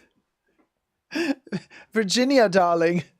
You will be summoned in particular when we review your show later down the line. The next one, let me see. Okay, let's go on a journey to Egypt. Actually, let me take out my bag for this because, you know, we got to rush. We got to rush to Rick Owens, baby. Yes, yes, queen. Okay, let me grab my... Let me clutch everything I got. Are you ready for Rick Owens Fall Winter 2023? The collection is inspired by Egypt. It's called Luxor. You best believe Luxor. And I am all for anything Egyptian, really, ancient Egypt. And he's obsessed with Egypt and the mythology since several collections. In fact, as you can see how the Griffin bag also has this pyramid construction verging into the center. And then it has this kind of cut off pyramid base, as you can see. You can see it better on this side. Look at this. Oh, it's like a map, like a landscape of a burial landmark of ancient Egypt. This bag, it is so divine. The best lambskin ever, too. All right. Yes, Rick Owens is speaking Dacob's language. We are definitely synchronized. Rick Owens is really, since he's like kind of pushing ancient Egypt, I am like, okay, girl. The video is taken from the Rick Owens YouTube channel. It falls under fair use because we will be reviewing it. However, I changed the music to copyright-free music. So this is not the original music from the show. You guys, are you ready? I'm so excited. Let's watch Luxor, Fall Winter 2023 Women, Rick Owens. So obviously the music is not the original music from the show. Classic Ricky. We got the kiss boots. Love that this gorgeous dark beauty is dressed in dark clothes, and she's like a ghost, an apparition, announcing the arrival of Luxor. There's something so fascinating about how he works. Like this entire vibe of, it almost feels like some of these creations are like embalming, like mummifying, in the process of being mummified, of like kind of padding and cocooning yourself like a mummy would be cocooned in a sarcophagus. It's giving me those vibes of preservation, but like decay, but trying to find a new way of life through, oh my gosh. I mean, I listen, is it theatrical? Yes. You know, Rick Owens fans wear his stuff, no matter how unwearable it is, they're gonna wear it, and they're gonna wear it religiously. And we know that, okay? We're not here to criticize that, because it's just a fact. He has a very, very strong fan base. And they are amazing, by the way. I've met a few. They're just really, really lovely people. And, but this whole vibe of being theatrical, but also having a conversation happen, you know, I love it. I just really, really love it. I think he's one of the last living legends, you know, like we lost Vivienne. Who else is left, you know? Seriously. I'm more and more into Rick Owens. I love the black silhouettes, love the cutouts, love the contrast, you know, these thigh-high boots, knee-high boots, and then, you know, the skirt cutting off. I mean, he's not the first one to play with these shoulders, but he's giving us the Egyptian meaning of the shoulders. You know, he's giving us this, almost like these gods and goddesses, or these creatures that are coming out of these tombs, and they're just modernized for 2023. But actually, even more so, it looks like it's in the future. It's very futuristic and very, very theatrical and sculptural. Look at this. Guys, don't get me wrong. Of course, I'm not telling you, oh, wear this out to go shopping. Some people would, you know. I already see an episode of Sex and the City where Carrie is going to the grocery with this thing. I mean, that's an exaggerated form. But if we forget about that for a second and just like look at this from a conceptual point of view, it is very, very, very defined. It is Rick Owens, and it is trying to have historical relevance when it comes to analyzing the past and analyzing what came before us and analyzing this other culture. You know, that's a total mystery to him, because obviously he goes to Egypt a lot lately, so he said in several interviews, and he's just really fascinated by it. But to me, what is really fascinating is that he's the first designer ever. Oh my God, the boot version of the Kiss boot, loves that. Wouldn't buy it for myself, but I love it. He's the first designer, in my humble opinion, that has been inspired in this way by Egypt. And, you know, usually when there's an Egyptian inspiration, it's kind of a cliche, you know, of what means, of the codes, of hieroglyphics, of the Sphinx, all those elements, right? But not many people really take it to a new direction, a new place. And he really takes it to a new place, because this is not what I would have personally envisioned as Luxor. But because he did, I'm looking at it and it does make sense to me, and he literally opens up kind of a different door to me. He makes it more accessible to me from a different way. I'm like, oh, of course, we could see it like this as well. Very interesting take. I would have not thought about this approach to Egypt and Luxor. I mean, the mummy moment. Oh my God, livid. There are some cliche elements, of course, because still, there is some whimsy. Even though a lot of these pieces oftentimes look, you know, very almost goth and scary and unapproachable. Actually, he has a really funny sense of humor, and there is humor in these pieces. And when you kind of manage to not take them too seriously, you can have a lot of fun with them.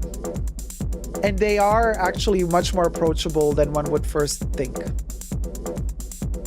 when one first sees the pieces. Now, what I would personally really like for him, I don't know if he's the type of guy who would want to do that, but I would really, really, really love to hear him talk about every single piece, because I do believe he's the type of person who goes through a really, really methodical thinking process. Like he really, really, like brain masturbation, like to a point of like obsessively thinking about every piece.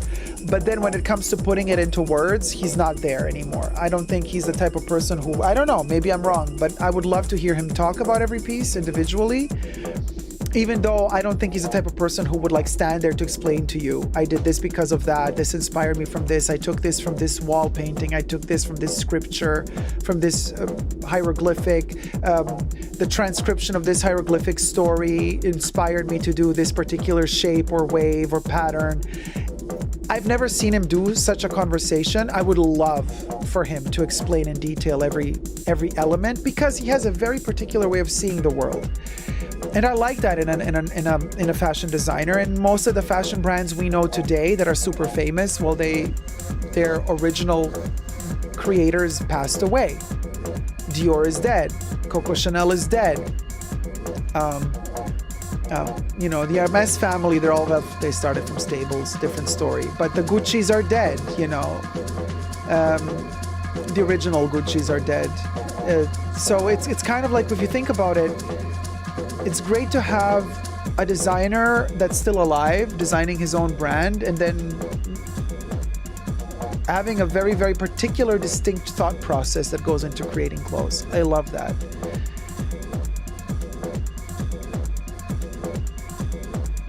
The color patterns are a classic. He did say in an interview a short while ago that pink, he thought pink was the furthest from his colors. He thought he would never work with pink. And bam. Now he says, you know what? Okay, if I'm going to do pink, I'm going to do it my way. Let me tackle pink. It's a challenge. And I think his pink is amazing. I just saw from the spring-summer collection a pair of pink Kiss boots. Oh. With a gradient heel from transparent to pink, I'm almost kind of buying them. They almost look like birds, animals, humans. It all depends like how he decided to dress them. I would decode some of these clothes as some of them depict deities. Others depict animals. Others depict insects. And then others, very few, depict humans from that time as well, who were busy working around the pharaohs, working in the religious sphere. We're talking about ancient Egypt here. Priests, priestesses, and it's kind of like a mix of all of these characters. It would be also amazing to see this not as a runway show the way that he did. I mean, the hairstyle, oh my God, genius.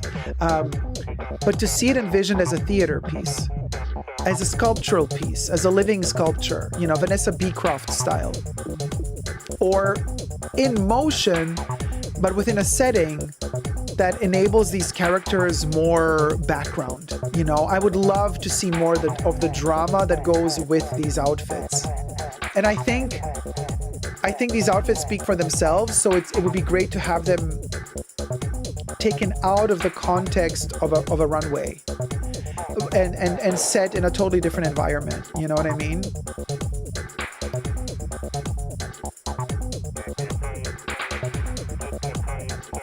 And they're just not bothered. They're walking, you know, they're doing their rhythm. They're walking at the speed.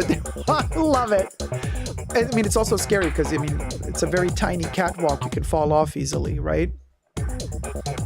If you make a mistake. One step too much to the left or to the right and you fall.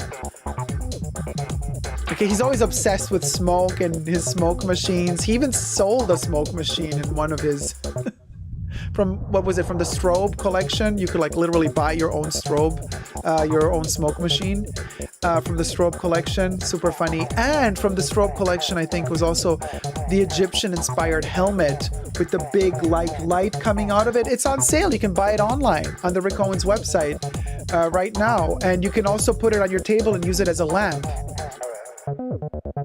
Love it.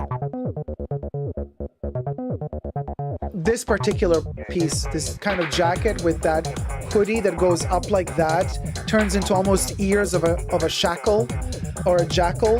The jackal ears. Way to go, Ricky. Loves that. Way to go, girl. Yeah, you did Egypt proud, I want to say, because that really felt groovy. Oh, that smoke at the... Oh, listen, you guys. Can I just say, again, like I said before, this is a very conceptual collection. If you're a big fan of Rick Owens, you're going to wear these pieces no matter what. So we're not looking, as opposed to the Dior collection that we saw just a couple of minutes ago, that was playing it safe, conservative. Let's just make as much money as we can. Let's just make money. Like that collection, as opposed to this. Huge difference. Rick Owens is still pushing boundaries. He's still risking. For sure, this collection is not going to be a bestseller. It's not going to sell out. It's not going to have the number. It's not going to make the numbers that a Dior collection makes. But it doesn't matter. The fact that he pushes what he believes in is just so respect-worthy to me. You can say I like or I don't like what he's doing on the runway, and that is fine. Of course, everybody's entitled to their opinion. But when it comes to fashion, not many famous brands, Rick Owens is world-renowned, he is famous, not many famous brands actually push it that far. The more famous they get, the more safe they play it. He's not playing it safe. Maybe he's playing it safe for his own standards because he's making stuff that is recognizably Rick Owens, so his fan base will recognize it and will want to buy it. But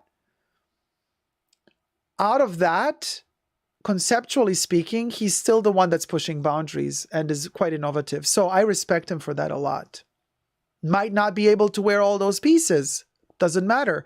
The fact that they exist, alone the fact that they exist, is a great, great thing. Do you agree with me, guys? Also, let me see if I have... Did I also ask a question about Rick Owens in the poll? No. We did not have a Rick Owens poll. But we had a Courage poll, I can tell you that. So I was asking, Courage Fall Winter 23, yay or nay? 54% said nay. We're not going to watch the Courage collection because nobody seemed to have liked it. Wow, what is this? So, okay, this is a very abstract painting. Cha. I guess the green screen took, honey. Took. Anyway. Can't show it to you because it turns transparent here. And, hey, Rosha Kishki. Yes, Rick is great, one of a kind. So, let me take another little nibble of cheese in Gisquier's honor. Our mouse of the day, Nicola.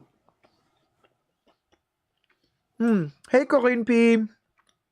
Good morning, you just woke up.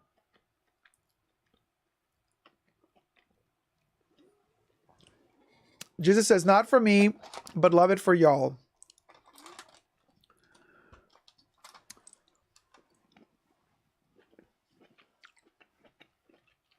There's a couple of pieces that will look great on you.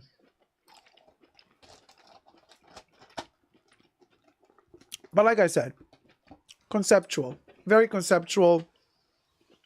Great that somebody's actually still risking it.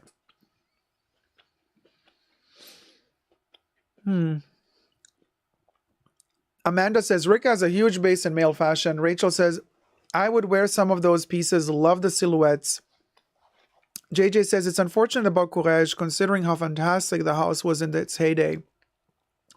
Courage, Andre Courage, did amazing stuff. Unfortunately, the brand kind of fell off the bandwagon. Smurfette says Courage was terrible. And he says, I just wish I had the body to wear some of those gowns with the cutouts. We all do. Nina says, that's RER Paris, I guess. Oh, the train? I watched that too, Liz. He's a true minimalist and really loves everything he owns, says Amanda. To Alexandre. Wait, where is Alexandre's? It's unique and captivating, says Ellen. Rachel says, I would wear some of those pieces. Love the silhouettes. Liz. He's great. I watched a video of him from Vogue, and he gave a tour of his house. Absolutely fascinating. Yes, I watched that too. In Italy. It was his house in Venice. And with the mummy and the sarcophagus and all that stuff, yeah. His obsession with Egypt is really insane. The Courage Eskimo glasses had me on a choke hold when I was 15. Oh, I have those. Did you know that Salvador Dali also wore them in a photo shoot? Yes, the way he speaks of his items, he's so thoughtful. Yeah, he's very, very thoughtful of all the items he has, but he's very minimalist. But I mean, it's easy to be minimalist when you have everything. Let's not forget that though, when you're living in a mansion, in a castle, and then you're like, you can afford to be minimal. It's very different. The psychology and the approach to that is very different, when you have everything, when you have all the money in the world and fame, as opposed to when you don't. I wonder how he was when he was much younger and didn't have all the money. Different story, maybe, So let's be very clear about that. It's not like everybody can just stand there and be like, oh yeah, of course I understand you, the minimalism of it all. I'm like, what minimalism? The guy lives in a mansion where 20 families could live. How is that minimal? He's occupying space that literally several families could live in. How is that minimal? The space he's occupying is empty because he likes to keep it empty and have space for himself. But he's occupying that space. That's already not minimal. You see what I mean? It's a distortion of reality. You might think it's minimal, but it's not. Nettie says he was a punk selling designer replicas, or so I've been told. Of course, Victor, it looked great. For sure, yeah. It's easy to be minimal when you have everything. Just wow. Yeah. Rosha. Yeah. What do you mean? You agree with me, right? The just wow was like, yeah. So anyway, minimum, or was that, or Rosha, are you like, or was that a Miranda moment, like floral for spring, groundbreaking? Minimalism used to be called poverty, says Selena. Liz says, Dacob, that's a very interesting take on it. Ellen says, exactly, you're so right. Just says, megalomaniac minimalism. Nina says, you see beyond the surface, Dacob, thank you. Cheers, sweetie. Sherry says, I remember reading about him in Vogue when he was just starting out. Selena says, now poverty is being a hoarder. True. Selena, true, because we've never had less money than now, and yet we've never had more clothes because we got the dumpster stuff. We got Primark, H&M, Zara, we got all those things, and you keep buying and buying and buying. You can't afford to buy a house, you can't afford to buy an apartment, but you're going to buy a new outfit twice a week, and you're going to throw it away after using it. It wasn't like that in the past, you guys. People who couldn't afford clothes, you had one good outfit, one outfit for a special occasion, and you had one outfit to go out during the day, and you would sew and fix and repair it until the cows came home. Now, the poorer you are, the more outfits you have. We're talking first world countries. I'm talking poor for the standards of us spoiled brats here who are, who live in America and Europe, Australia, So obviously, that type of poverty I'm talking about in the first world countries. I love the bold makeup look today. Thank you so much. You know, we're in Paris, darling, Alex, so might as well. You know, this kind of the shoulder, which, okay, wait, hold on. I see myself diagonally mirrored. So when I lift this arm on the screen, I'm lifting this arm. So it's driving me nuts. So I'm thinking like, well, how do I get this shoulder off? But I can't, because then that shoulder goes off on my screen. It's complicated. Anyway, little sexy moment. Wait, without the nipple. There you go. And then we're going to watch the next show. Thumb up the live stream, you guys, because it really means the world to me. Let me see how many thumbs we got. Oh, okay. Let's get to 250. It's incredible. When I ask for the thumbs up, I remind you guys, then they come. And then when I stop reminding you, you just stop thumbing up. But yeah, please do thumb up the live stream, because the more you thumb up, the more I can stream, because so much hair. Because the more we thumb up the live stream, and the more YouTube shows it to other people. So it's really, really important. It's really importante. 239. We can get to 250. 242. Yes, queens. 242. Come on. Let me see them thumbs rolling. Let me see them thumbs. 242. We're 8 away from 250. Let's get to 250, and then we play cha-cha-cha-cha. 243. 7 away. 7 away. Do I hear 6? Do I hear 6? 6, 6, 6, 6, 6, 6, 6, 6, 6. Yeah, I hear 6. Do I hear 5? I do hear 5. Do I hear 4?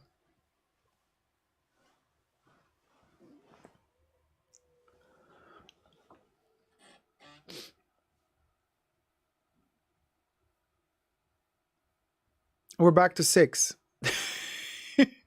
Sina says, I'm shocked when I meet the Karens of AI world. I don't know what that is. Right. I don't think it's worth getting into debt for overpriced premium quality items, says Victor. Carrie says, algorithm for the algorithm gods, darling. Yes. 5 more to go. Let's get to 250, y'all. Now I want to know. Oh, who created Celine? Nina says, I was shocked to realize that some people go into real horrible debt because of luxury they cannot afford or cheap things too. That's insane. I mean, it all depends how you see it. I wouldn't be so quick to judge, especially because the way our capitalist system is structured, debt is your money. It's your money. You pay for it. You pay for a debt. So it's legal. That's how the system works. So to each their own. I don't judge. It was Celine Vipiana 78 years ago who founded Celine. 250 likes. Cha cha cha cha. Hit it. Ciao, ciao, ciao, ciao. We've unlocked. Ciao, ciao. Ciao, ciao, ciao, ciao. No, debt is not slavery. No. I disagree. Because, you guys, you have to see it this way. Look. You're always, first of all, that's a very heavy word to use, and let's not disrespect that word, because people who have actually really gone through slavery, it's no laughing matter, okay? However, being bonded to owing money, you always owe money. What are we talking about here? You got to pay rent. If you own your own house, well, there's a mortgage to be paid, or you got to pay land taxes. You got to pay electricity bill. You got to pay your gas bill, your water bill, utility bill. You got to pay the insurance of the car. You got to pay to renew your passport. You got to pay. You got to pay the doctor bill. Like, you're not free. You're not free. You're never free until you kick the bucket.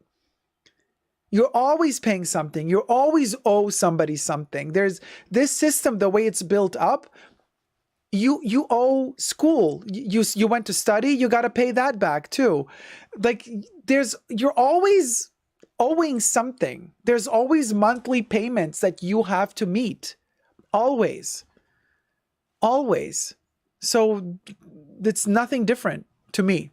It's nothing different. Absolutely not different. Like, oh, okay, well, yeah, it just means you have more to pay. Like if you have some sort of like, oh, you bought something off a credit card. Okay, so you have to pay it back. That means you have to pay that plus your car, your tuition, your mortgage, your insurance, your rent. But you gotta pay. You're never free. You're never free. And even if you've been saving up the whole year and you haven't bought anything, only bought food and only paid your rent, well, guess what? The IRS is gonna come at the end of the year and they're gonna want taxes. And if you can't prove that you spent money on your business, they're gonna take more taxes away from you. So the whole system is pushing you to spend, really. So what are we talking about here? You know, that's what I'm saying. To each their own, guys. Don't judge. Nettie says, I'm sorry, I should have given it more context, but there was a strategy in Colombia that got the indigenous people into debt to the colonizers, and that turned them into slaves. Oh, that's a different story. But again, like I said before we started this conversation, when we're talking about first world countries, different story. Also with, I said like we've never been like this poor and yet we've never had so many clothes. That was within the context of the fast fashion and not being able to afford to buy your own house, but then buying new clothes every week because you can buy them for like $2. Very debatable where it comes from. What irks me is I can't write off grandkid gifts, says T-Pal. Hey T-Pal, by the way. Yeah, so there's a lot of things that like happen in this weird life that we live in, and it's like there's a lot of stuff we have to pay, and we're constantly paying, and it's true. Until you retire, you're always in debt. Kind of depressing, but that's the way our society is structured. Mortgage, tuition fees, everything. Yeah. MC says car, house, and 220,000 farm school, LMAO, debt for life. BB, I love capitalism, says MC. There you go. So I'm like. Okay, so, when they say, oh, pay off your debt first before you buy your luxury bag. What logic is that,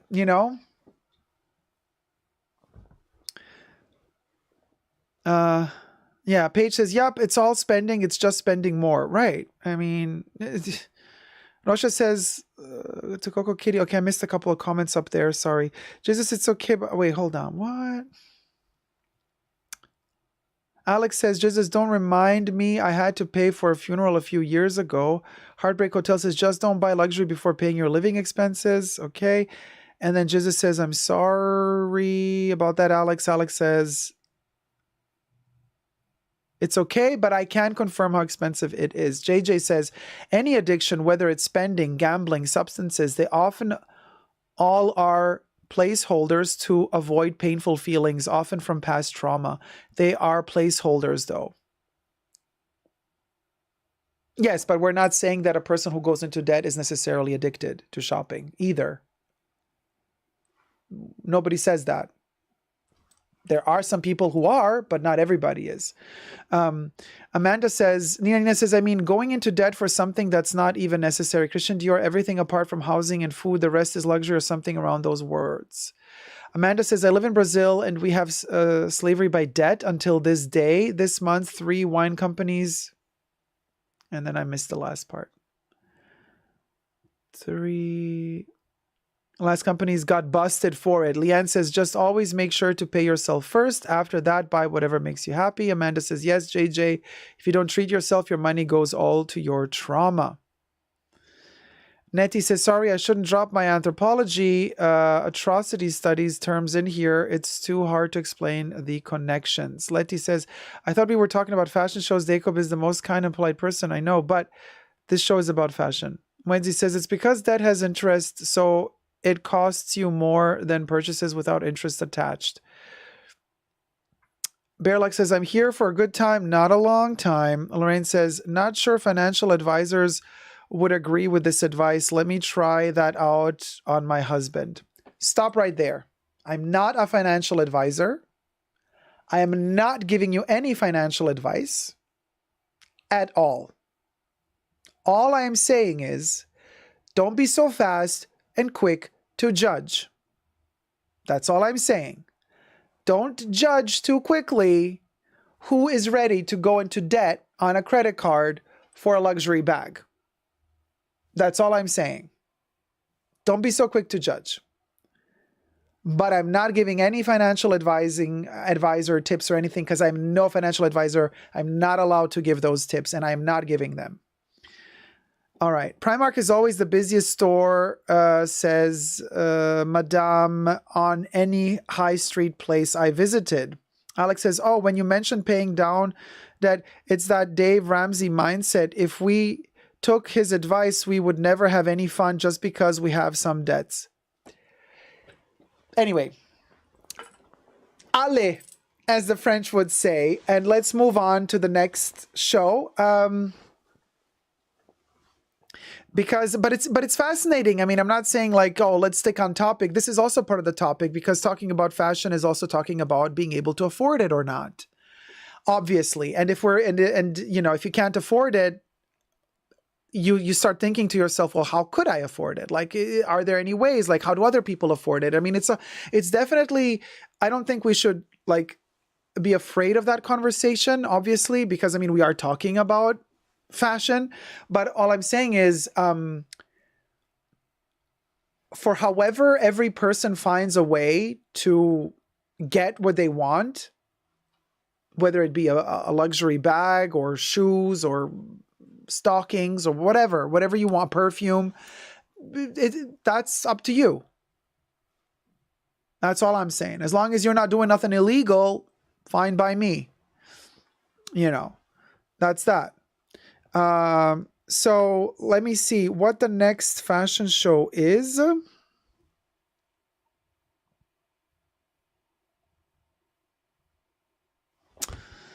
Well, I'm dressed in Hermes. Why not do the Hermes show next? Well, hold on. I got my crop ready.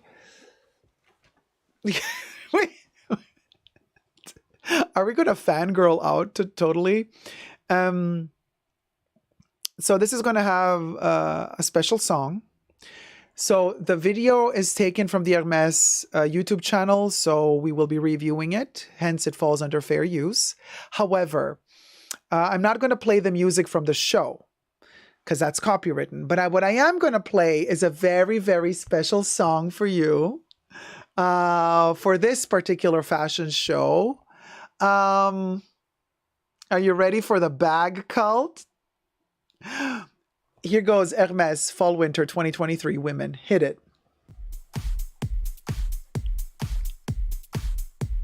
Oh my God, this is so cool. Yours truly singing to an Hermes show. Come on. Does it get any more girl? A Birkin. DJ Timmy is the author of the music. All right, here we go. Girl is on the runway. A Birkin. That's a cute little bag. I wouldn't mind having that one as a little red carpet moment. A Birkin. She doesn't know how to walk. What's wrong with her? That's bizarre. A Birkin. There's a lot of interest. Oh, you're walking to the beat, honey. Live it, Ferret. And Kelly's in particular from MS. Oh, I love the open slit in the back. That's gorgeous. The terracotta red hues. Kelly's in particular from MS. They don't show in the shops the Birkin and the Kelly on display. It's very classic, isn't it? Again, but then so with Hermes, so you can't really say they're playing it safe. They've been this like this always. They don't have one. They've always been this way. So it's that kind of classic French elegance. How much did you buy with us? You didn't buy enough, so I'm not going to give you the bag. No, they're not going to tell you that. I think the length of the skirts. Okay, so by the way, the video is glitching, not because my internet is bad. It's because the Hermes live stream was glitching like this. So just letting you guys know, this is not on me. This is on Hermes. Their video glitches. Of saying, Oh my God, the bolide bag. Okay, living for it. That bag, that giant bolide bag, want it. This. I want the bolide more than I want a Birkin or Kelly. Just saying. Girl. It's kind of hard to to review the show when you hear yourself singing. Love it. So they've always been classic. They've always been traditional. That's what Hermes is. You know, we don't expect anything groundbreaking from them. But I do love how they coordinate their colors. I love how they keep it quality, darling. The brand of Darling. It's the brand of elegance. Sophistication. Yeah. Minimalism. Quality, darling. And then they go that ratchet ghetto on you.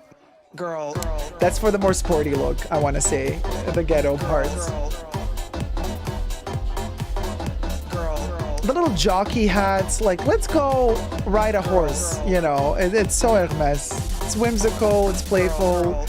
Now, if you're not into red hues, red tone, the tiny bolide, also super cute. If you're not into all of these terracottas and browns and reds and earthy tones, then you're going to have a problem with this collection, because obviously what are you going to wear? Like if you're into yellow, if you're into pink, if you're into green, what are you going to wear, right? But everything is so neutral tones, just like, you know, their most requested bags are also always in the neutral tones, that I think that this collection is really nice. Oh, look at that fringy Birkin. I wouldn't mind the fringy Birkin. And this is what I was talking about with the other shows, with the Dior patterns. Oh, by the way, I also mentioned this in the last Hermes show, where they had all the different seasonal patterns, and I said, this is not going to age well. Well, they've learned their lesson, because in this collection now they're not showing us many of those patterns, which is good. Why? Because these pieces, interesting Birkin, all tied up in a little bondage moment, because you won't get tired of these pieces. They are neutral tones. They might look boring on the runway, but trust you me, when you have one of these pieces, you're never going to get bored of it. You're going to be able to style it with whatever other piece you have, with whatever other seasonal piece you might have that's colorful or not. You can combine it. Now, I wouldn't necessarily suggest you to purchase these like puffy quilted nylon pieces or silk pieces. Those are a little bit but all the others, like the wools, the tweeds, I haven't seen any tweeds. I've seen like cashmeres here. Look how gorgeous these wools are. This is stuff you're going to wear for years and years and years, unless you don't, you know, unless your body shape doesn't change. But so Hermes can pull this off because they have always been that traditional brand. They, you know, they didn't go through a phase with John Galliano like Dior did. So now we're all spoiled. And now when we see Dior of today, we're like, oh, we miss Galliano still, right? Because he was strong enough to set his own signature.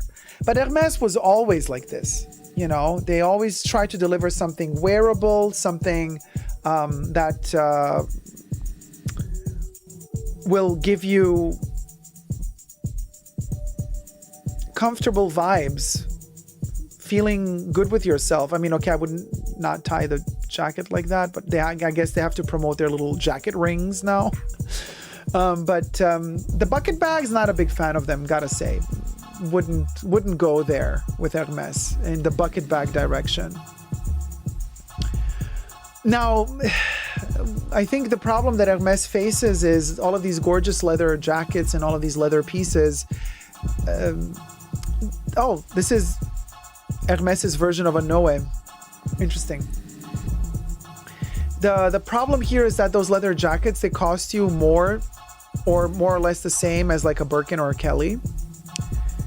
And so I'm sure a lot of clients that are in it just for that game, they might think, oh, I don't want to spend the amount of money that I would spend on a Birkin, like on one of their like leather pants or leather jackets. So I do believe that it's a particular type of client that would go for this stuff. Like, you really have to be a fan of Hermes. A fan of their clothes in general, of their lifestyle in general, in order to like drop $20,000, $15,000 on a jacket. If your goal is the journey, which is the Birkin. Oh my God, I love that. Wait a minute. Is it box calf? Was that box calf? Is box calf back? They said they're not going to be making it anymore.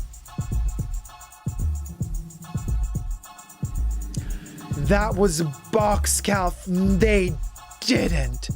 Oh my God. The Kelly necklace is back. The one that I have, but mine has a double, 2 sizes. That one was just 1 size. They minimized the Kelly necklace. Oh, bib moment. Okay, if that was box calf.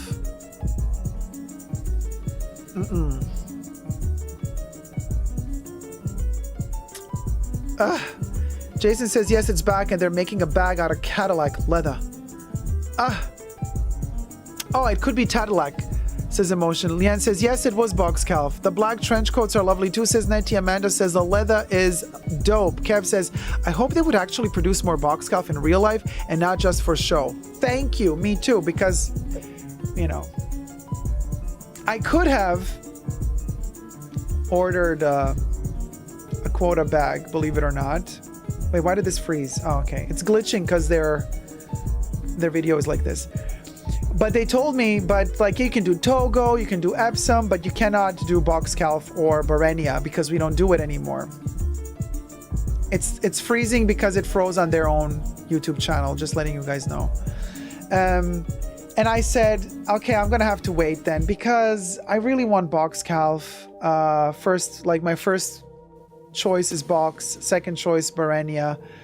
And so they said, yeah, that's very, very, like they can't order it. So no internet access for Hermes. I'm sure they got internet in the back.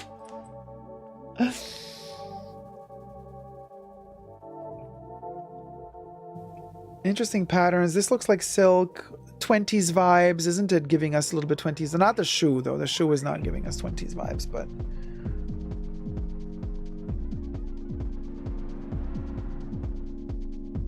oh, this is very elegant. I love that entire kind of collar setting and then the sleeve in the back. This is really beautiful evening wear. Super sophisticated, elegant evening wear. Maybe a little bit too traditional for a red carpet event, but really, really great stuff for like special dinner occasions or going to the gallery or museum or doing business. This is kind of elegant business attire. You can slay a business meeting dressed like that, you know. But I haven't seen any red carpet looks, Oscar-worthy red carpet looks or something like that, you know. Just haven't.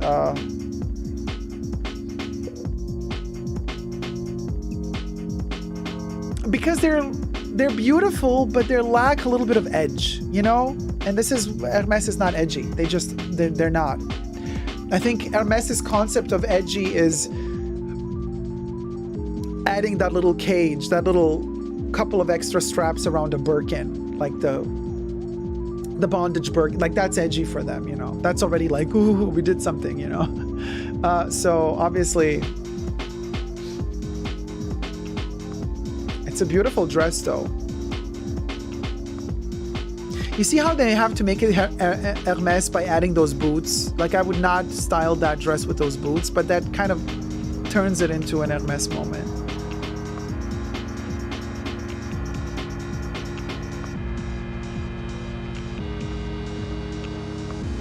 So that was the show. Not the most memorable of Hermes collections, you know.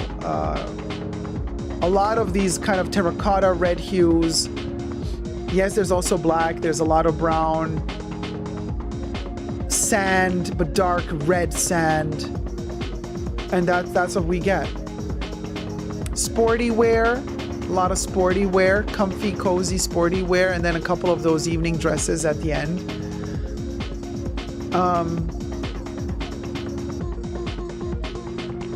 Yeah. Not memorable though, but beautiful.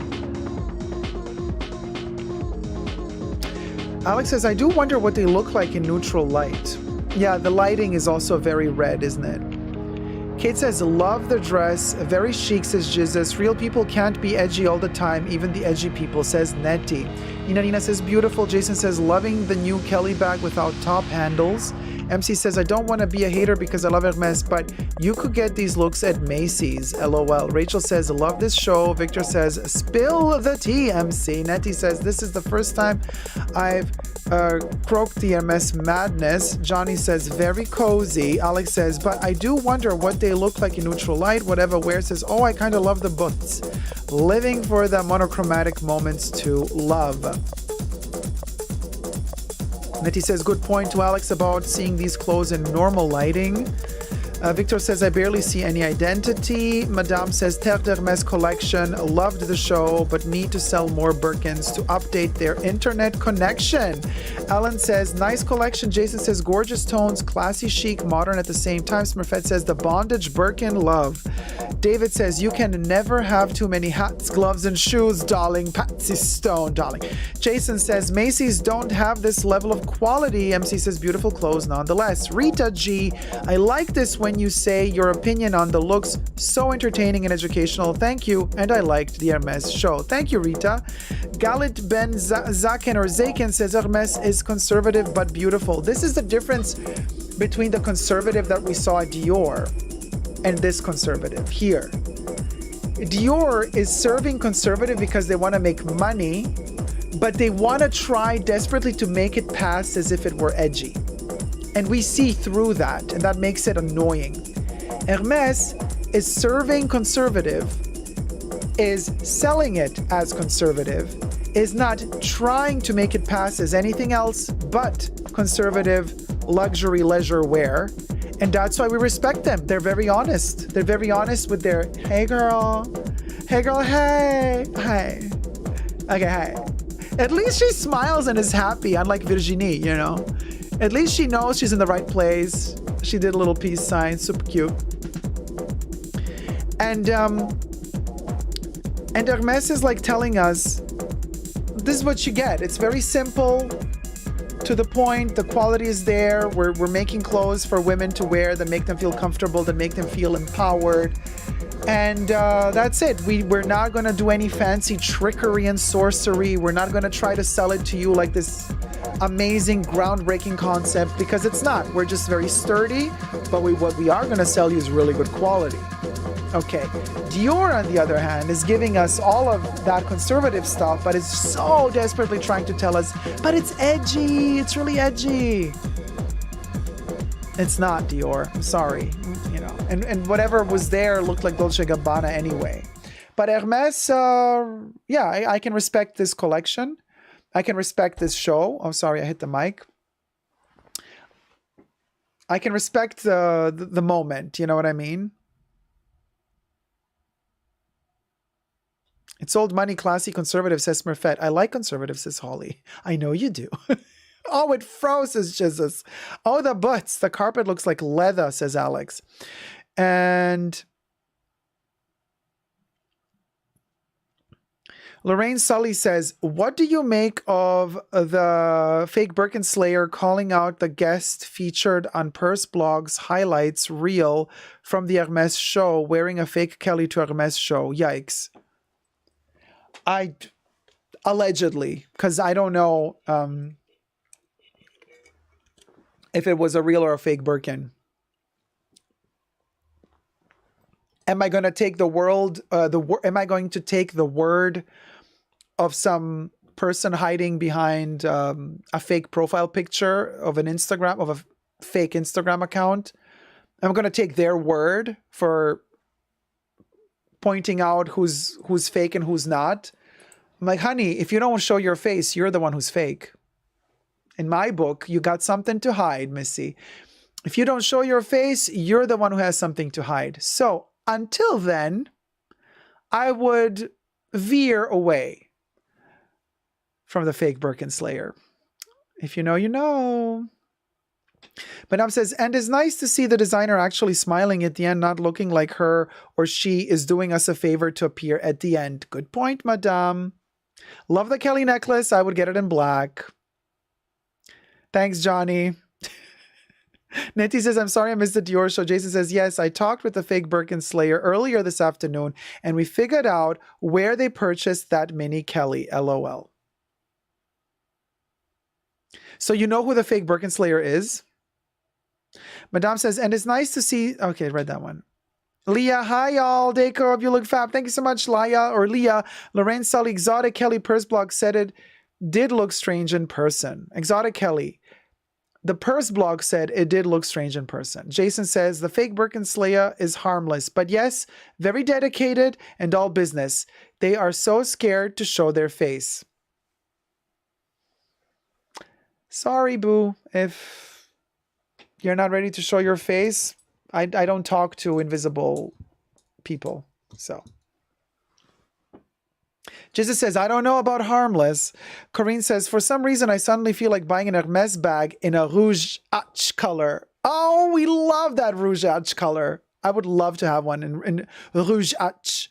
How interesting, says Nettie to Jason. Jason says, I don't know who she is, but female. Oh, Jason, so you know that the fake Birkin Slayer is a woman. Another piece of the puzzle just fell into place. Nino Serafano, love you, Dacob, and the face is beat today, sis. Thank you so much. Thank you, darling. You see from the profile, you see, look at that. Look at that shading. Ah! And then the front is more, you know. Tons of gossip sites, says Katie. Katie says, I've seen tons of Instagram blow up when done by an anonymous person. Tons of gossip sites. Sorry, boo, you hide, we ride right on out of there, says T-Pal. Yeah, exactly. It's like, if you got something to hide, then I can't trust you. You know, Leah says, my Hermes sales associate told me today that the fake Birkin Slayer posted her client and the bag she bought from her. This is a scoop. If it's true, because obviously I can just read the chat. I can read what you write. I can't confirm this or deny it, but Leah says in the live chats, my Hermes sales associate told me today that the fake Birkin Slayer posted her client and the bag she bought from her.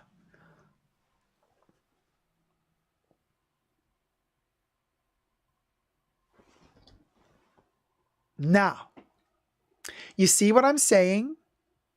Careful, because also people on Instagram who reach success so quickly, like that account, the fake Birkin Slayer account, rose to fame overnight. Honey, if you can't handle the fame, fame can get to your head. So you might be drunk with that nectar of fame, and you might push it overboard, and you start making mistakes because you want more. You get inebriated by it. You want more fame. You want to post more. You get addicted to the likes. You get addicted to the recognition. And then you start making mistakes. And the more mistakes you make, and the more people share them, and the more your reputation crumbles. And so you see, this is where it goes. Katie says, that's what I'm saying. Jason says, they receive receipts when they usually post that was just a random from Double Vanilla reel. They were asking for the person to let their self be known. Oh, Jason, okay. This was very confusing for me. Let me reread this. They receive receipts when they usually post that was... Girl, Jason, what are you writing? They receive receipts when they... It's like, we'll go, we'll go. What would you do when he would say, we'll go, we'll go? They receive receipts when they usually post that was just a random from Double Vanilla Reel. They were asking for the person to let their self be known. We'll go, we'll go. Jason. Lorraine says, I do worry that also some page may have bought resale in good faith. And it would be a humiliating way to find out. Sorry, but if somebody purchased something directly from an Hermes boutique and then they get called out for having a fake, I mean, I've ran the story on my channel when I was in Melbourne. Remember, we were talking about it. They had this issue with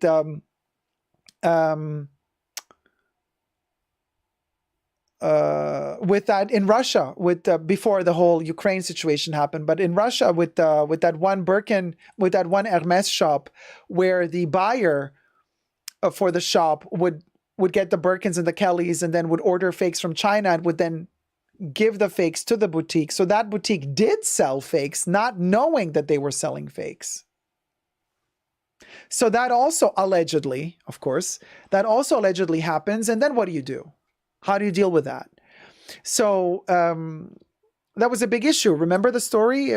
So I did that story somewhere in August of 2022. Lorraine says, I do worry that also some people may have bought resale in good faith, but fakes, and would be a humiliating way to find out. Jason says, whenever they make a post, they make receipts, people send them the receipts. They don't just grab these people out of thin air. Yeah, but you choose to post something.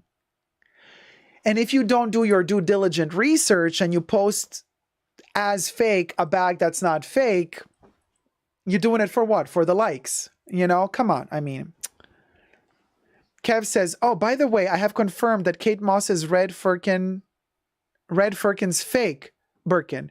Oh, by the way, I have confirmed that Kate Moss's red Birkin is fake.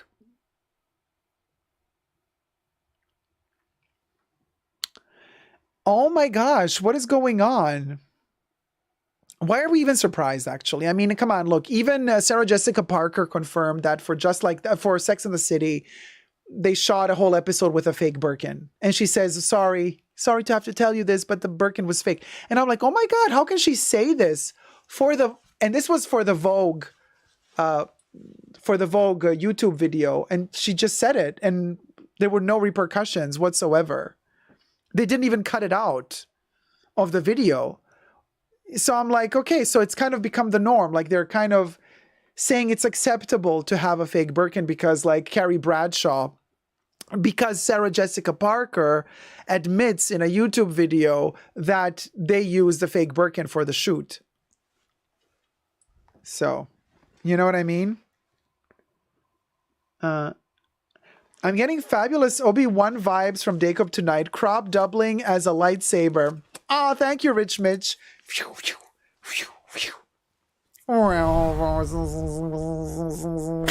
Ow.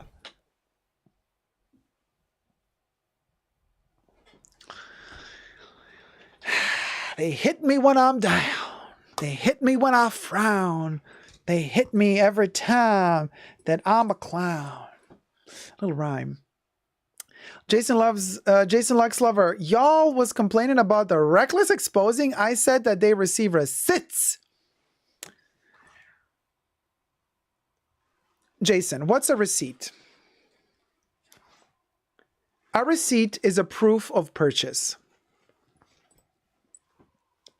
Now, Jason says, trust they have receipts and trust 80% of pre-loved is fake. This is Jason. When somebody sends you their receipts, they're not your receipts. So it's up to you to decide whether or not you can trust those receipts. And this is where I believe the Birkin Slayer can make mistakes. You see what I mean? Because we can't just like say, oh, receipts. So there you go. Like all I have to do is say I have receipts and that means what I'm saying is legitimate. No, you got to prove it. But just because I'm receiving screenshots from somebody else telling me, look, I got this convo. I screenshot this DM conversation that proves that, I'm like, you could have photoshopped it. You can Photoshop a DM conversation, by the way. Just FYI. MC says, I forget, what is your Hermes bracelet called and what size? I need one if possible. Thank you. Okay, MC. So the bracelet is this one. This is called the Champ d'Ancre. And it is in the Très Grand Modèle. It is the extra large size. There's also a large, medium, and a small. And then I have 12 links. So the length is 12. The model is the extra large Champ d'Ancre. Alex says, oh, that should be a thing. The Firkin, fur Birkin. I think that is a thing. Kev says, fake Birkin is a Firkin. Haha, yeah. Jason says, exactly. And Patricia Field sourced it. Yes, Patricia Field. Patricia Field should be the fake Birkin slayer because she literally is all about the fake Birkin, allegedly. T-Paw says, all photos on the internet can be doctored, even receipts. Nina says, I mean, with the famous AK Hollywood-esque world at Kev. Victor says, thank God I don't care for a mess. Imagine wanting a bag, having the money, and you can't buy it. Nettie says, super fakes are very expensive. Nina says, true T-Pal reminds me of the Johnny Depp trial. What reminds you of the Johnny Depp trial? Kev says, technically, it might not be fake since I couldn't make out the stamp, but the shape is clearly a wannabe. Heartbreak Hotel Income says, LOL. Jason says, purchase emails, paper trails. Please send fruit gummy. Hi, Dacob. Love tuning in when I'm getting ready. Love hanging out with y'all. Hey, please send fruit gummy. How you going? How you doing, sweetie? Have you watched the Vivienne Westwood show yet? Yes, we have. Jackie26 came in late. Can someone sum up the discussion so far in like 2 sentences? Girl, if I only could. The point is, why would they do this? They're doing it because they have such conviction against fakes, says Jason. You see, this is where I'm not convinced. This is where I'm not convinced because I still feel like there's ego involved there. Like somebody wants fame. And until I do not have proof that they are in it for the good cause, not that anybody cares. Who cares if a Birkin is fake or real? Honestly, who gives an F? But if that's their conviction, that's their battle in life, okay. But I still have my fair share of doubts as to what their true intentions are. If they don't even want to show their face and they don't want to say it out loud, I have very little to go by. Very little to go by. Jackie says, came in late. Oh, sorry, I read that one already. Which are super easy to fake digitally, says Katie. Yes, of course they are. Of course they are. Alex says, the first time I saw an Hermes receipt, I was shook. I mean, I have a couple laying around here somewhere. They're not, I mean, at least they're not hot printed. You know, they're not going to fade with time. So you can preserve them as proof of purchase. Really important. Louis now does a little bit shady. They do those like cheaply printed receipts, but they always ask you like, do you want us to send them to you via email? And I always say, yes, of course, send me the email, because if I just take the printed out receipt you're giving me in the shop, like a year or two from now, it might fade, But Hermes still does the good quality prints. Dacob is all parallel for the people of the 5th PR. I don't know what that means, Letty. Jason says, very inexpensive prices for hand-stitched Hermes replicas under $500. Hold on, I skipped it.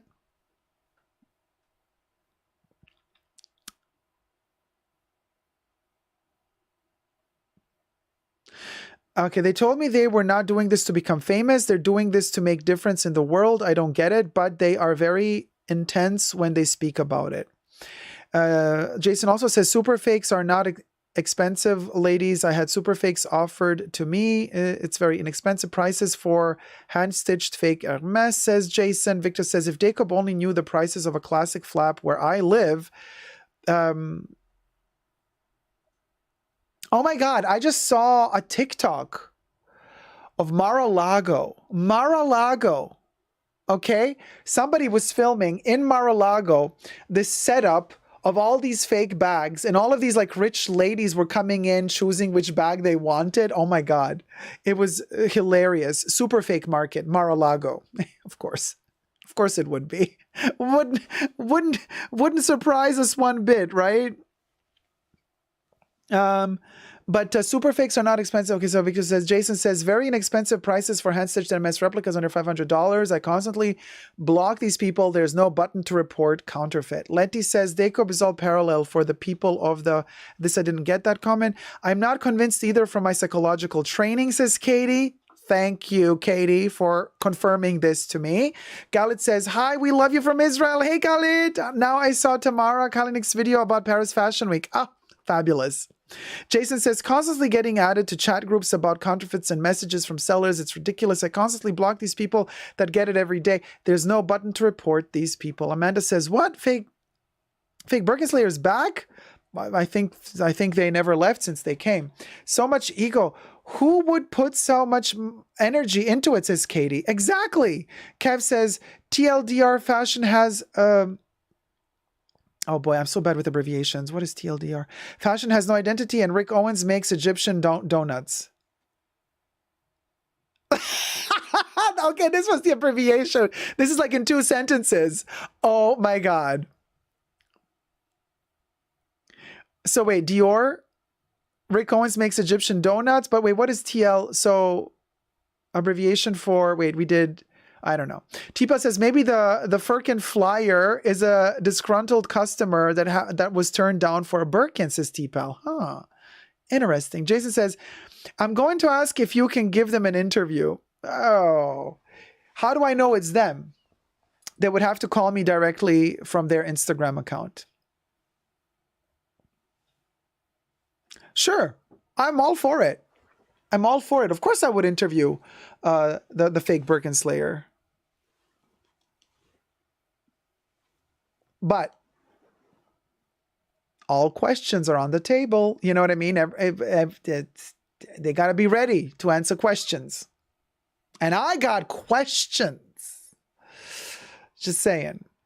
Yes, Shah, they even have the holographic boxes when you put the black light on them, says Jason. Yes. The fake ones? Shah. Leanne says, Neiman Marcus receipts fade. Crybaby Uzagi Fashion. Oh, yeah, I was surprised by the receipt I got from the Louis Vuitton the other day. It's like a regular receipt now. Yeah, it's super cheap. Super cheap. There was a time when they used to write them by hand, you guys. Those were the days. Priestess, I'm going to have to look for that TikTok. Oh, it's hilarious. And all these ladies, some of them are like in their 80s. They're like still like super giddy, like walking towards those fake Lindy's and Birkins and Prada, everything. They're all next to each other. And they're like, yeah, it's so funny. Lorraine says, one thing the fake Birkin Slayer is wrong about is that no wealthy women wear fakes. I know women who are multimillionaires that wear super fakes. I'm not endorsing, but they say it doesn't happen. Oh, it happens, honey. I know a few myself. Allegedly. But I know. Allegedly. So, you know, whatever. Too long didn't read is, too long didn't read since someone asked for a summary. Oh, got it. Thank you. Please Forgive Me says, TLDR stands for too long didn't read. Thanks, guys. I'm really bad with abbreviations. I always say that. It's just my weakness. Oh, Priestess, my love. Thank you. So happy to catch a live with you, Dacob. Thank you so much. Fake Birkin Slayer confuses me, says Selena. I'm definitely going to ask because they message me back quite frequently, says Jason. Stevens Vapes says, hi, Dacob. Hi, Steven. Lorraine, allegedly. Whatever Where says, I don't get it. So this account just exposes people for wearing fakes. Ultimately, who cares? It kind of feels like wanting to shame people for something that's really not the end of the world. Claudia says, just a thought, maybe they wear fakes in case they get robbed, especially nowadays. Amanda says, Anna Bay follows the fake Birkin Slayer. Oh, Anna Bay follows the fake Birkin Slayer.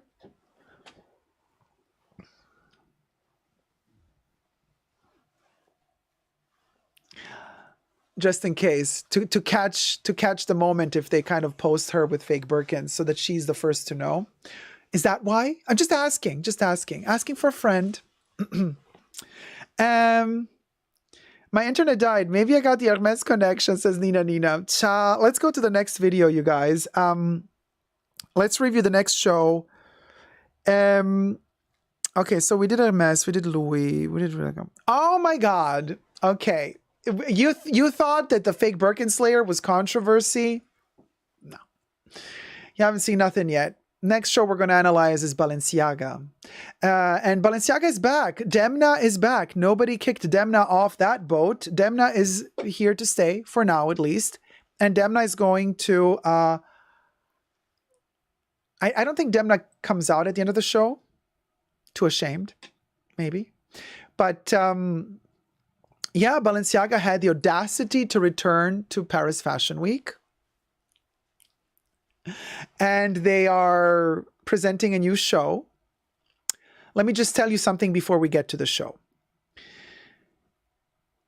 Their fashion show video was taken from their Balenciaga YouTube channel. So, me reviewing this show falls under fair use. Interesting, let me just tell you this. Their comment section under that, now the video has hundreds of thousands of views. The fashion show video has hundreds of thousands of views. It has over 500,000 of views. Okay, over 500,000 views. And last I checked, there were only like 23 comments under the video.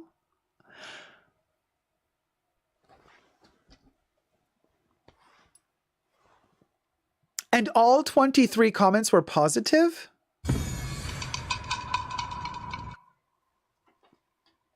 Now, I ain't no Einstein, but does it take an Einstein to realize what's happening here?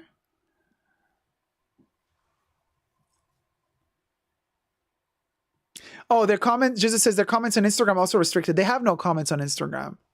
They blocked them. Over 500,000 views on a video that has like 23 comments, or maybe more by now, and they're all positive comments.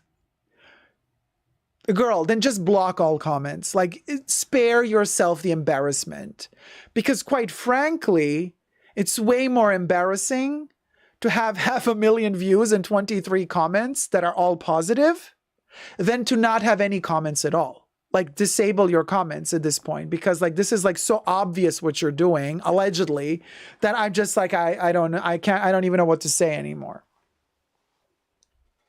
Like, come on. Like,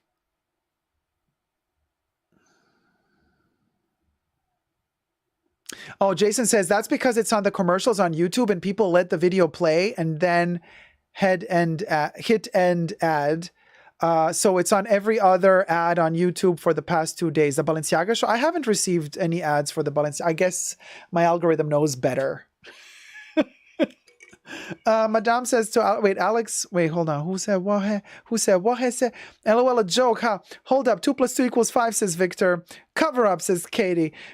I hope they tank, says Victor. T-Pal says, yup, bots.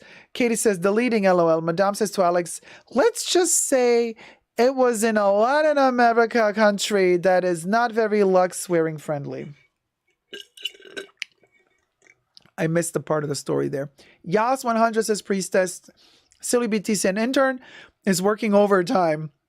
Jason Lux says, I think that's how they're getting some views. Alex says, by the ads coming in. No, I think they're getting views. And I think people are watching also because they're angry and then they want to comment something about the children ad campaign. But the comments get blocked. That's what I think is happening. The views are there from people who want to actually tell them what they really think, but they're not letting you post a comment. Or you post a comment, but it doesn't go through. So... yeah, Alex says, I also haven't had any Balenciaga ads on YouTube. Amanda says, even if the comments would be open, people would go there just to post negative comments. The comments are open. They just delete all the negative comments, you see. I honestly don't understand why they didn't get rid of Demna To come back, they needed a clean break and a complete fresh start. Says whatever wears. Victor says they love money. Amanda says they really dropped the ball not firing Demna. Josiah says, I don't understand why they can't just get rid of him. Like, what kind of contract is this, LOL? Victor says, in hate good taste. Katie says, they have a filter on comments. Kev says, all controversy and no substance since day one. Kev, thank you. I completely agree with you, Kev. Amanda says they don't even try to pretend at this point. Madame says, I was saying I worked with a family that the daughter was always getting kidnapped, so all she wore was replicas. Priestess says they may have restricted negative comments by making them held for review. Priestess says, Lorraine says, Balenciaga giving us uninspired repetition and nothing else. If they wanted people to focus on the clothes and not the controversy, put out something worth discussion.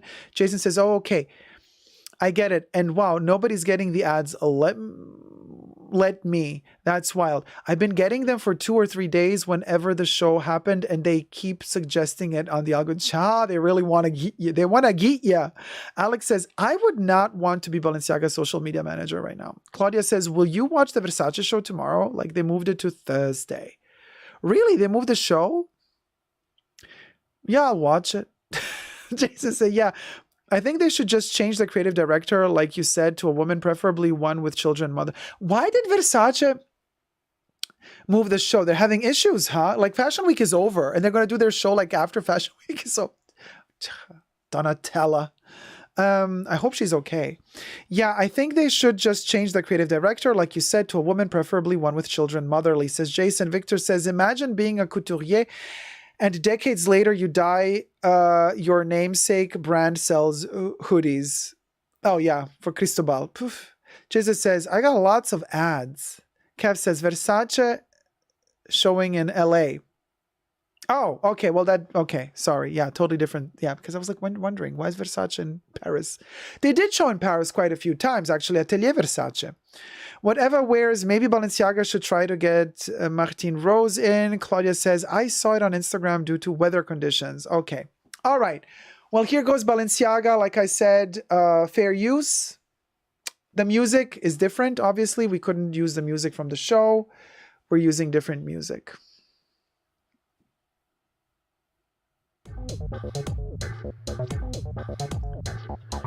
So Demna did say, or Balenciaga stated, or Demna stated for Balenciaga, that, they're going to focus only on the clothes. There's not going to be any controversy. So it's only going to be clothes. The environment is going to be aseptic, like this white space, totally like, he just wanted the clothes to speak. I'm like, Oh, and he also said, allegedly at a certain point, that there was no no logos anywhere this time around. This look though, I mean mine. Not that one. Anyway, so the same models as always. We know all these models from before, the other shows. Now, when Demna allegedly stated that there's no logos in this collection, I was kind of immediately surprised by the fact that, and you're going to see this coming up, bags, the Hourglass bag, has a logo on it. It still has the Balenciaga logo all over it. So I'm like asking myself, why would he say no logos? But maybe he was referring to the clothes, because that's what he designed. He doesn't design the bags, apparently. And so I'm like thinking, but again, you're doing the same mistake you did with the kids campaign. You said, you're the artistic director. You're supposed to be in charge of this. You're supposed to oversee the styling. So you should know that your show had logos in it. And if you wanted a show with no logos, then don't send bags with logos on them on the runway. Like, what are we talking about here? Anyway. All right. But back to the clothes. We've seen the oversized shoulders now for many seasons. I love an oversized shoulder, don't get me wrong, but does it have to be Balenciaga? No. Was Balenciaga the first to invent oversized shoulders? No.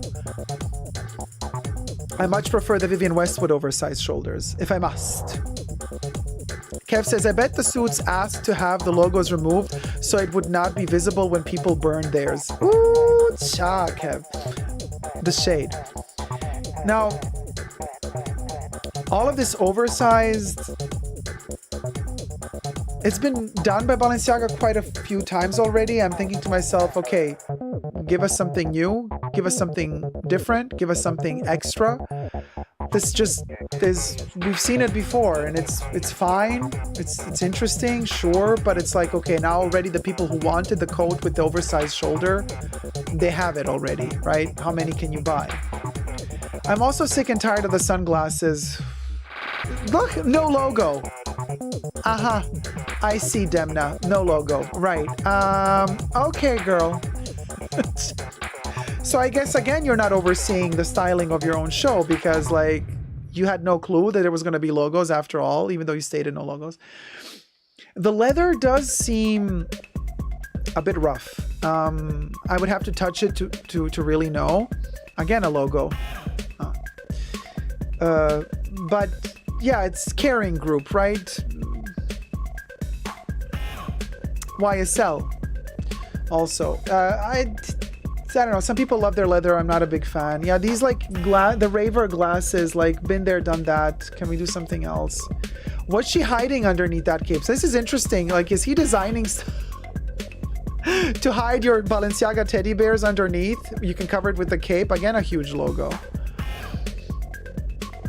Yeah, I don't know. Is it just me, or does this already feel so dated?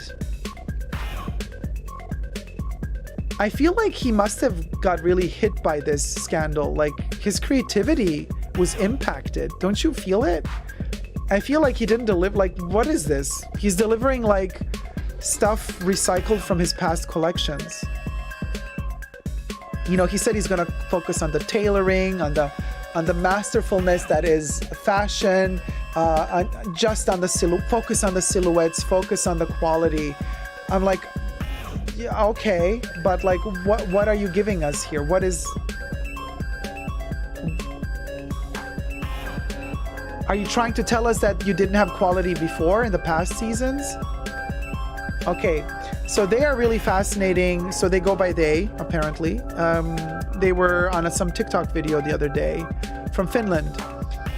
And they said that their favorite food is bubblegum. Okay, so here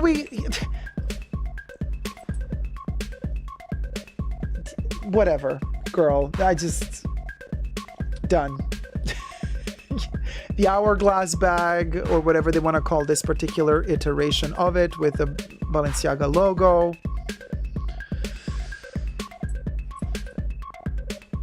The shoulders up, like, okay, so what are we... What... The bag matching the dress. Yes, that's very 60s and 50s fashion. Cute.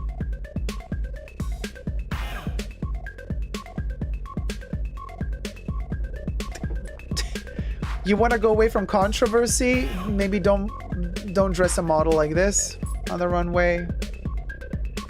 Especially if you want to go away from that whole, you know, demonic allegations that you've been... You're still, you know, you still hired the same models that have that look. You're still dressing models like this that makes them look like they're Igor from the castle, you know, saying like, walk this way, master, you know, and it's like, there's this like creepiness about it that was an aesthetic or a vibe to some people maybe some years ago, not to me. To me, this was always ridiculous. I mean, I love my Halloween and I love my horror movies. Don't you get me wrong for a minute. This ain't it. This is kind of stealing from the genre of horror, but then trying to make it look like it's something that it's not. And I just, you know, I'm like, no, I'd rather buy my merch. I'd rather buy my Halloween merch. I'd rather buy the Exorcist merch from the movies, rather than getting a Balenciaga piece that rips all that stuff off and claims that it's fashion. I'm sorry. Just then call it merch. Call it fan merch. Then call it a collection about horror movies. Okay, then at least be honest about it. But like, don't try to sell me this as I'm focusing on the tailoring, I'm focusing on the quality. Girl, what quality? What tailoring? To each their own. But so apparently, so I was talking to Kev who's in the chats now, and we were having a conversation and also like saying like, oh my gosh, how much is Balenciaga or Kering actually paying certain journalists to write stellar reviews of this collection? It's like quite a few fashion journalists are saying that this was a great collection. Okay, now I did a Balenciaga poll, and we're gonna get to the results of the poll on my Instagram account. I did it yesterday. Follow me on Instagram, Super Dacob Backup, all spelled together. I did a poll on Balenciaga and did they redeem themselves or something like that. We're gonna read the poll after the show is over. So anyway, so these fur coats, do you guys think it's faux fur or real fur? More controversy. I would hope he would be only working with faux fur at this point. You got the whole world coming for you, Demna. You don't want PETA to also come for you on top of the rest of the world. Just saying. I like this color. This is a beautiful color. I love this kind of python texture. There, I said something nice about the collection. What can I tell you? The alien dude with the, I mean, you know, we've seen it. You know, so many people have done it before. These like shoulders like that. Yeah, okay. It's the walk for me, like how they tell them to walk. That just it's very alienating. And if you want to step away from the controversy, you would also need to step away, you know, because it's also most of the same models from every season and they're still kind of creepy, but they've kind of tried to make them look less creepy. Like, so it's like the creepy model that looks creepy. Okay, well, some of them more or less, but is trying to be hidden, like behaving like they're less creepy, like for the occasion, because we got to be proper this time around because a lot is at stake here because we're being judged for the ad campaign we did last season, right? And I think to myself, this is not the way to go. First of all, I'm still of the idea that Balenciaga should be canceled. Sorry, but that's just my opinion. And also, I'm still of the idea that Demna should have gone and they need a new artistic director. Best would be a woman and a mother. And they got to change direction. This is not it. You're just, you know, it's like you're doing the same like you did before, but you're just dressing it differently. Now you're giving it this kind of more aseptic environment, you know, less of a show, but it's still the same at its core. I feel that it's still the same at its core, and it ain't it. I'm sorry. Carrie Fernandez says, nothing here you can't get better elsewhere. So wait, is he coming on at the end? No. Of course, he's embarrassed. Whatever wears, allegedly, whatever wears says a few of the looks are okay, but I just don't feel that it's fresh. I'm also not understanding how this is inspired by the brand heritage. Feels like a continuation of what he's always done. I agree with you. Lorraine says the models look creepy because of styling. Everything is directed and carefully chosen for them. Hair, makeup, even the type of slouched forward walk is directed. Yeah, really good point. And also, like I said, so Balenciaga posts a video on YouTube, allegedly allows comments, but then like 500,000+ views and then only 23+ comments go through.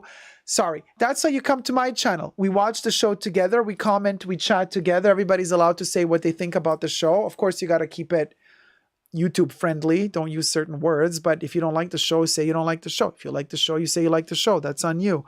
But it's so ridiculous. Like, I feel like a lot of these brands really struggle with social media to understand how social media works. Like, they want so desperately to control the narrative that they don't allow comments. And I'm not saying this just for Balenciaga, because we're going to watch Chanel next. And Chanel, for example, on their YouTube channel, completely blocked comments. Completely. They're not even filtering them, honey. No, you're just not allowed to comment. Period. Period. And this is like something so old school, like these brands not having they're just not adapting with the times. They're so used to their fossilized ways of being in total control of everything pre-social media. Their visuals, the images, what they post in their fashion magazines, you know, they're such control freaks, and now they can't. Now they can't because social media has a mind of its own. And so they're having a really difficult time adapting, you know, and learning how to let go and just let the things take out their own path, because what is happening here is, oh, well, you want to have millions of followers on subscribers on YouTube and have millions of views for your fashion show, but then you're not allowing comments? Then why are you even posting a video on YouTube? They're just so out of touch. So out of touch. You know what I mean? Josiah says, very underwhelming collection. Nicole says, live your best life. The one word that comes to mind after looking at this collection is shoulders. Coco Kitty CC, they are canceled. No one is wearing that brand. It is less than worthless now. Victor says, I'm back. Katie says, looks old and dusty. Nina says, no life, exactly, lifeless. That's the thing. You're right. I agree. Sobi says, the models were very skinny. Victor says, not Jamie... Oh, Jaime, yeah, I don't know how to pronounce the name. Going to the brand that shall not be named show. Corinne P says, we just watched Balenciaga's latest Alien collection, and it wasn't even that alien. But yes, Lux with Brit. I thought the setting of it looks like an abandoned hospital. Yeah, but that's because the models behaved like they're in an asylum, from how they walk and how they behave and how they look into the camera. Teepa says they don't want any feedback from peasants. Haha. Point. Smurfette says the brand's function is an echo chamber. They don't want genuine feedback from the masses. Kev says watch them use bots to remove your purchase history if you make negative comments. Priestess says the consumers have a voice now, and it's inconveniences. It inconveniences these brands. Yes, that's the point.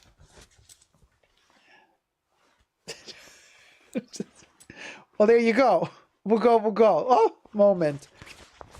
What a moment. Okay.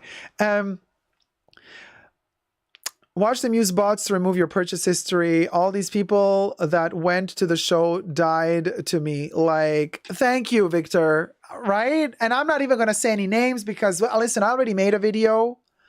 And I decided not to post that video because I thought it was a little bit too controversial, maybe. It was one of the pre-show. It was shot during one of the pre-shows. It was a video about Balenciaga still being canceled and certain people supporting Balenciaga. But I'm like, you know what? I'm not going to be mean to those other content creators that wish to support Balenciaga. But yes, they're dead to me too, for sure. All these people that went to the show died. Yeah, to me. Like, just says, Balenciaga has his fanboys and fellow map folk who would buy this. Amanda says, I know. I was disappointed at the list.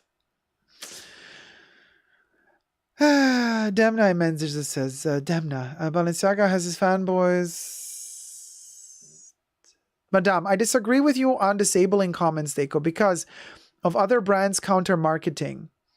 When it comes to reviews is worse. Some brands force employees to review other brands to downvote them. That's part of the game. That's literally part of the game. Then state it. Then you can write in your description box, hey guys, by the way, be careful. Some of the comments might be from our competitors. That's part of the game. That's part of the game, boo-boo. That's part of the game. Lux with Brit, did you say their favorite food was bubblegum? Yes, they said that in a TikTok video. Abba says this show was on a rung below a Chanel show. Well, we haven't seen the Chanel show yet. Let's wait. Abba says this show, Crybaby Usagi Fashion. I love fashion and Lux, but when they treat the consumers so badly, I just want to boycott. LOL says young reparations. Marie Phoenix says if Chanel allowed comments, they could learn something about shorts and quality of design. Good point, Marie. Nina says, oh no, Salma, disappointed very much here. Victor says, can't wait for them to sell less than Givenchy. Oh my God, the shade. Amanda says, her husband owns the brand. She is practically doing family duty. One I'd try to get away from. Oh, Salma? Whatever where it says, not the Givenchy shade, Victor. Priestess says, definitely Salma was an eye-opener for sure. The web runs deep. Victor says, LMAO Marie. Johnny says, Rick Owens makes exquisite alien clothes. Different type of alien, you see. Different type of alien. Egyptian aliens. Lorraine says, a few rungs below, I have a bee in my bonnet over Chanel show. Don't know if I can watch it a second time. Kev says, don't think it's possible to sell less than Givenchy these days. Wow, you guys. I thought it wasn't possible to sell less than Alexander McQueen. Don't think it's... Coco Kitty, I want to hear more about how Chanel fashion shows are filled with sexagenarians. Oh yeah, like 60, 70-year-olds. Rachel says, what is up with Chanel's show? Paisimar, not the McQueen shade, says MC. Sorry, MC. Sorry. Oh, sorry.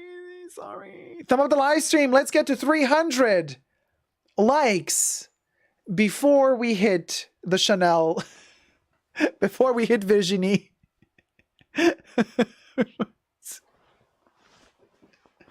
Before Virginie. Okay, wait. Now I tied myself up. Hold on. There's Virginie. Call me name 3 times and I shall obey her. Oh my God, that's Cher. Cher Genie. Cher Genie VR. Okay, guys, let's get to 300. Oh my God, we're almost at 300 likes, and then we can, then we can do the Diddy. Also, actually, when we reach 300 likes, first I'm gonna do something. I'm gonna put on the Chanel hair clips. We're gonna style. We're gonna style for this fashion show, obviously. We're gonna put the Chanel hair clips. And now nobody's liking it. Like, don't put the Chanel hair clips. And just like that, nobody liked the live stream anymore. Dacob, don't do the hair clips.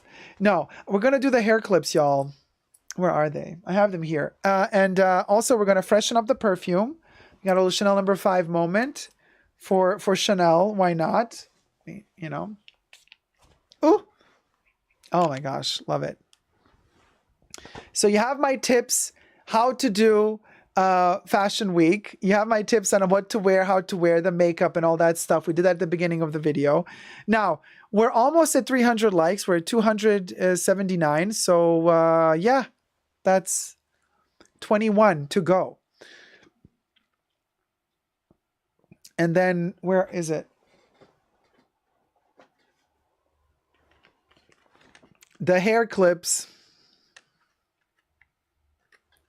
I got them here. Coco Mademoiselle. Mademoiselle. Coco Mademoiselle. Coco Mademoiselle. We're going did done put. We're going did done put the hair clips. 282. We need 18 more likes to unlock this feature. Hey, Smack. Thanks for subscribing. We're going to unlock the feature of the hair clips. And, yeah. Fabulous. I'm here for the hair, says Pickle Mars. This white thing, not the best. It kind of dries out the lips. So... 287. We're almost at 300.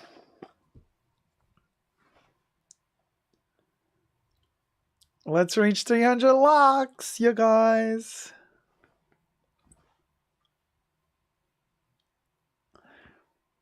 Yeah, the pencil kind of dries out the lips too, so I have to put Vaseline on them.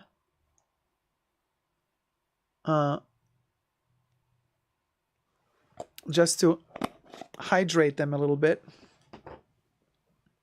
I lost my pencil. Oh, here it is. Jeff like, lost my pencil. 289, 290. Okay, 10 more likes, you guys.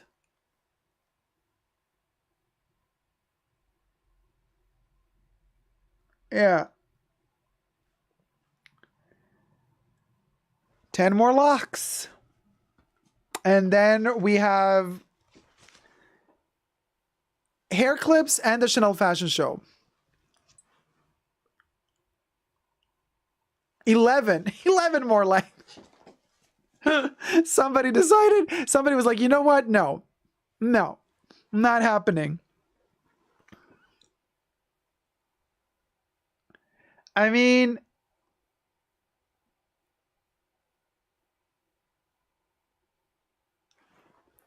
are we boycotting Chanel now? Ashay says, which shows have you seen so far? We've seen Louis, Rick Owens, Dior, Hermes, Balenciaga, Vivienne Westwood. We've seen a lot. All right, you guys, we can do this. We're at 290. Cha, my shirt got dirty. I don't know from what. Looks like makeup. We keep like getting and losing one like. What is going on?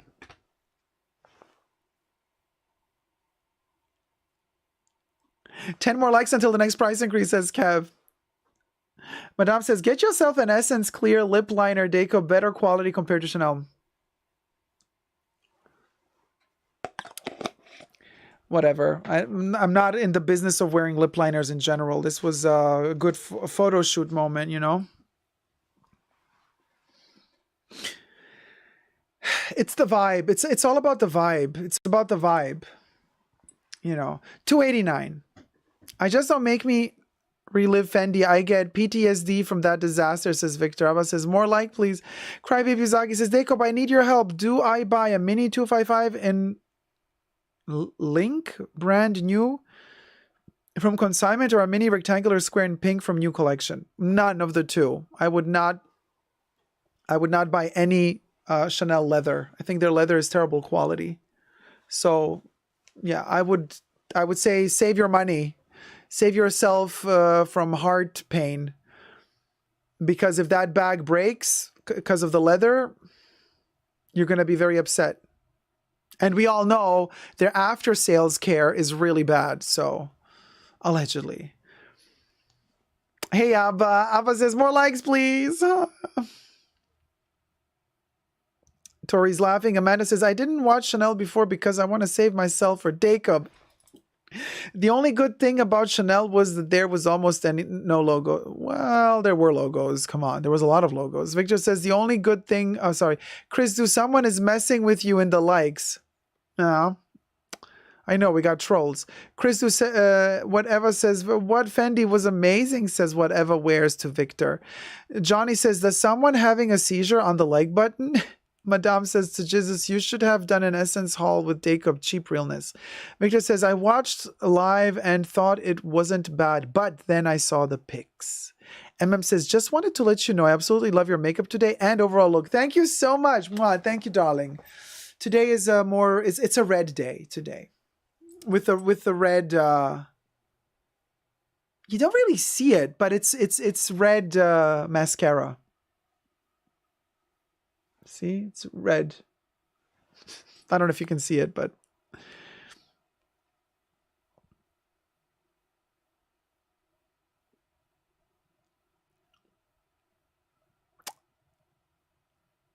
essentially Dacob, says Jesus. What about essentially Dacob? Whatever wears says, oh, Dacob, what do you think of Schiaparelli? I'm obsessed. No. Schiaparelli Schiaparelli as a brand can do much better than that dude. I cannot stand him. So Yeah, they always throw logos in there somehow. Yeah, I've seen pre-loved Chanel classic flaps now are in the range of 9 to 10K Canadian. Anderson Martin says, oh, God, so happy I could catch you live. What, didn't YouTube notify me? Oh, no, Anderson, it didn't notify you. YouTube does that sometimes. Rachel says, which is the better buy, in your opinion? Gabrielle Parfum, Gardenia Parfum, or Sycamore Parfum? I mean, I have all three. So,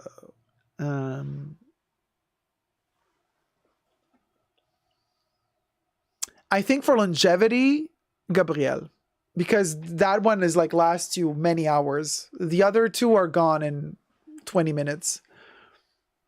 So for longevity, I would say Gabrielle. But for the magic, I would say Sycamore. Although Gabrielle also has the parfum of Gabrielle has the magic too.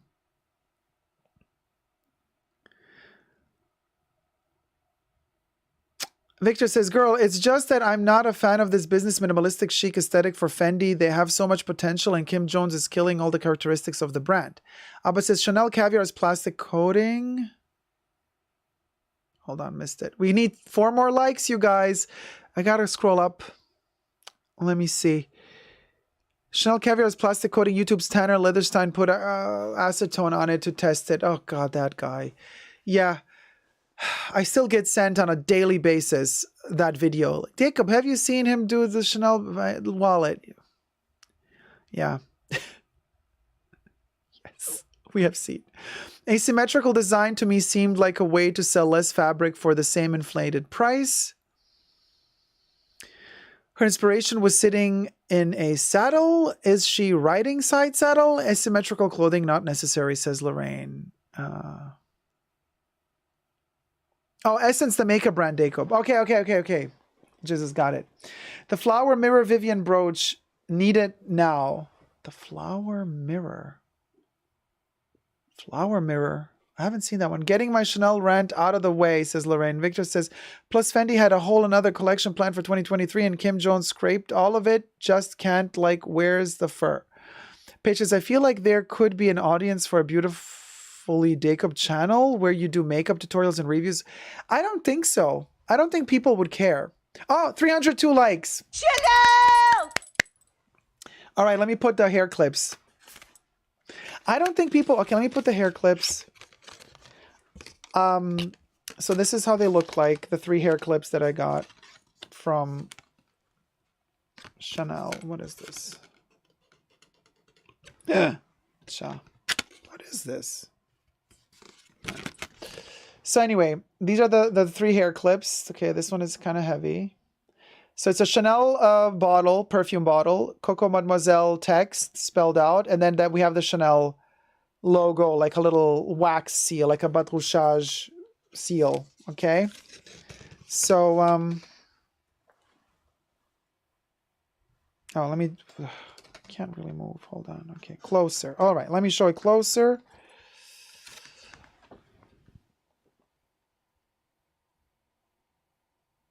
Okay, this is as close as I can get you guys. So this was a little freebie.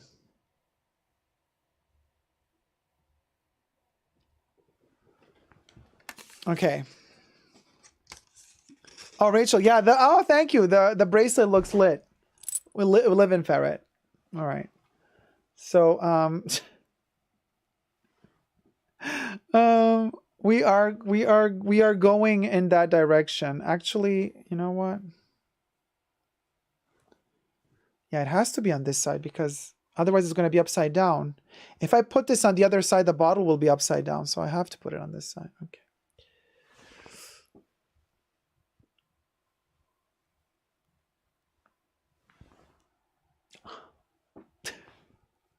Random moment, but okay. Then let's do one here. I want to say, let me twirl it a little and then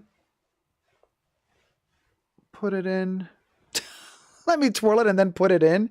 Oh my God, what are we talking about? Okay. Yeah, and this one also has to be on this side because otherwise the Coco Mademoiselle text will be upside down. You see, a little bit limiting, so you can only put it on one side of your hair. Oh, the glow cha. Louis says, is that a Westwood top you're wearing? No. No, it's not.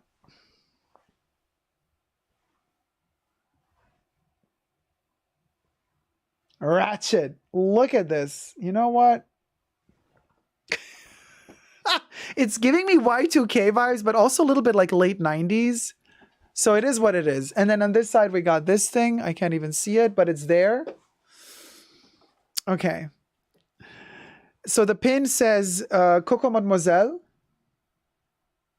This one spells out Coco Mademoiselle. And then we got the bottle. And then on the other side, we have the little wax double C stamp. It's a moment. Yeah, it's a moment. It's like, oh, thanks, Chanel, for sending this over for like the show. So like the stylist for the show. Like, let's style us for the show, Chanel. So,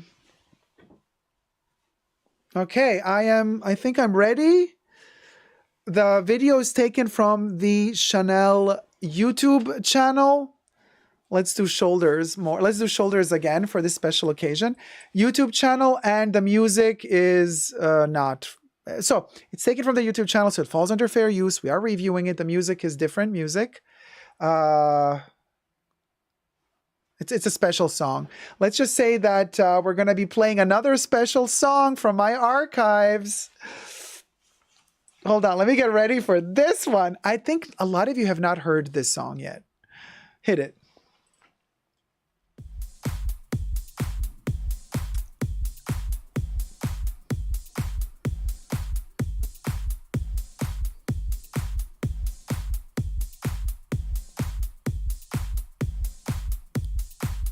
Yeah, Dacob campaigning to be Coco Mademoiselle next phase.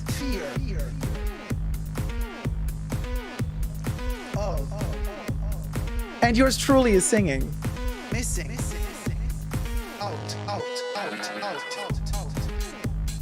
So, camellias. Fear. So basically, the collection is dedicated to camellias. Groundbreaking. It's like we've never seen camellias in Chanel. Out. Now, when they announced that the collection is dedicated to camellias, I thought to myself, okay, let's see how they can reinvent the camellia for the 5,000th time at Chanel. As a Chanel bag addict, when I see a brand new piece like this released, so let's see what they do with the camellia. And then I'm like, oh, camellias on collars. Camellias printed all over clothes. Camellias stitched on clothes. But I'm like, where's the transformation? Oh, more camellias and full of logos. Who said there's no logos? Look at that. The entire dress is a double C logo. Missing. Again, they know their clients, they know their customers. A lot of these pieces are made for the Middle East, honey. They're covering almost the entire body. Very clear. Through with you, step by step. So, I said, gonna openly Camellia? guide you through my reactions and Wow. process as a Go, total the camellia Chanel brooch. collector and Oh, addict wow. whenever I see a new Groundbreaking. bag design. So you're dedicating the entire collection to camellias. Come on, can we see a little bit more? Can we have something more? Oh, camellia button. Okay, yeah. Groundbreaking. I see. Missing. Out. That necklace could have been a camellia? No, it's a cross instead. Okay. Because there's something new. Oh, again, camellias all over the dress. Yes, I see. But just like stitched in. I'm excited. Am I the first one to see this bag? Who's gonna wear that? Okay, whatever. And this one? I mean, it looks like Yayoi Kusama took over, but then like the suit instead of baubles got camellias on it. It looks like it got sick. You know, like when your throat gets infected and you get all those white spots all over it? That's how this looks like from a distance. This is a really good therapy. People see you coming, they're gonna think like, oh no, they infected. Run away from them. This one too. They only made a few pieces and I'm sure I'm never gonna What What's up with those pants? She's a size 0 and they look so terrible on her. So unflattering. Talk about analyzing the bag, analyzing its pros and cons. I'm sorry, you guys. And of course, we're expecting the bibs as well. Record yourself doing it like I'm doing now. Okay, so there's a little tiny bag with black and white camellias all over it. We're progressive. That object has over you. I mean, what? I'm not even going to comment on that. I refuse. I refuse to comment on the Muppet. I refuse. I refuse. Done. Out. The hell? Fear. Like, no. No. No. They all look like they're infected with mold. Like moldy Muppets, like that have lost their fur. This is insane. It's so bad. Fear.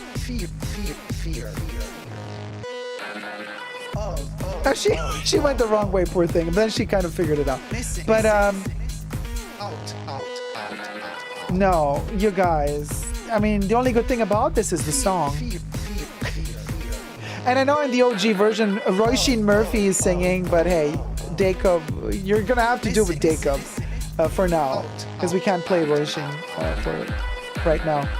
I wonder if these sunglasses have like a petal shape around them, because I think they have like wires shaped in petals. I mean, I already have Chanel Camellia sunglasses, you know, it's like they've done them before. Better than what this thing is, but just saying. So this black and white camellia pattern giving us kind of a mod look. In fact, it is mod because apparently the show is inspired by a 1966 movie, French movie, of course. What is it? Polly Magoo. Where you going, Polly Magoo? Something like that.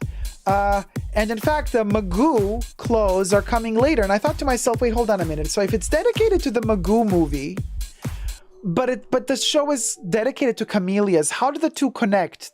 Because they have nothing to do with each other. And in fact, this whole Polly Magoo situation was maybe more Ines and Vinood photo shoot to promote the collection that was inspired by the Magoo thing. But then there's a couple of pieces in the collection that are also inspired by that movie. So I wonder what is going on here? This asymmetry with the clothes. No. Now I know people like Loic, you know, look, seriously? This thing hanging on the side? No. So I know that people like Loic who, you know, suck Chanel's boots all the time. They're gonna tell you, oh, this is so amazing because this was looking like a flower and the petal, and it is so special how they did this,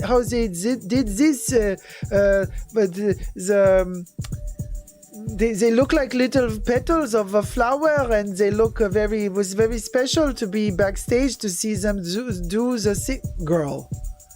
Come on. When are we going to call a spade a spade? The token model is here. Good for you, girl. You don't put shorts on a woman like that. You don't. Not those shorts. Because if you had so many options to style her, they don't know how to style women that are not a size 0. That's the problem. That's a huge problem with Chanel in general. But if you want to buy the trendy, fashionable things and not just go for the classics. Just saying. So yeah, so you're going to have the fangirls and fanboys saying, oh my God, like this is the best depiction of flowers ever. The models and the way the clothes are made, the clothes are made to resemble petals and stems and of flowers. I'm like, no, they're not. None of this is giving me any of that. Virginie VR says, Loic has my show notes. Virginie VR is in the chat, y'all. Abba says, the set design is better than the clothes. Louis says, love the DH Gate show. Oh my God, the shade. Loic, get out of Dacob body now, says Johnny. Everything's alleged.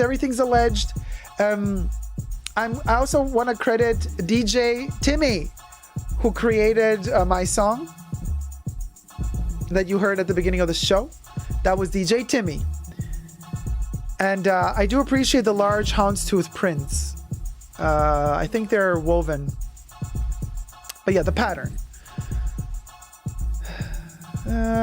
It's okay, here we go. All of these appliques, all of these extra added beads and these little pilettes and sequins. Like, look, we can show you that we can do them. Yeah, we know. You've been doing them for years now. Season after season after season. Here you go again. Doing, just making these clothes cost more because you're adding these. We don't care. I don't care anymore for your sequins. I don't care for your pilettes. Is there anything else you can do to prove that you know what you're doing? Because this ain't it, girl. Zone zoo it. That little camellia baglet, they've been doing these camellia bags slightly different in the past years. Also nothing new. They're going to make this one cost 10 times more, obviously, because now, it's... She did not look happy, by the way, because, their prices keep going up. Virginie says, inspired by my memes, couch and window treatment this season, the heavier the better. Yeah, live and ferret. Here we have the overalls.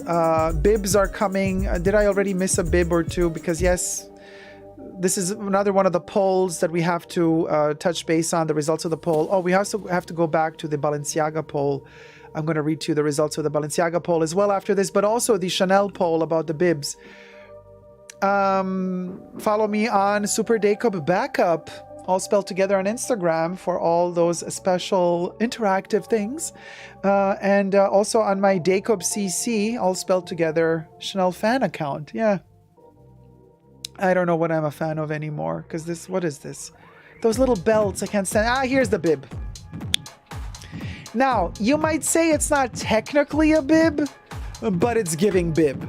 I'm sorry. It's giving bib. And then there was another one. I think that one passed already. Like open collar. And then there was a crocheted beaded bib as well. It either came before or it's coming after. But yes, so Virginie did bibify the situation yet again. But less bibs than the haute couture show, thank God. Could you imagine? Okay, so here, a little bit more colors. Groundbreaking. Here, this is the Polly Magoo reference. No? There you go. This right here. 60s. And ugly. Sorry, just my opinion. It's like, it doesn't work. It just doesn't work. This is not enough for Chanel 2023. This is not enough.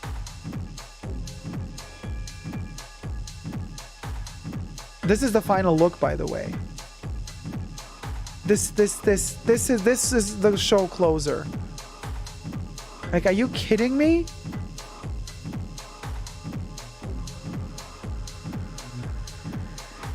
I have no words. I mean, we have sunken, we have Duncan and sunken that ship, y'all. That was the closing look of the show. That was the closing look of the show. That's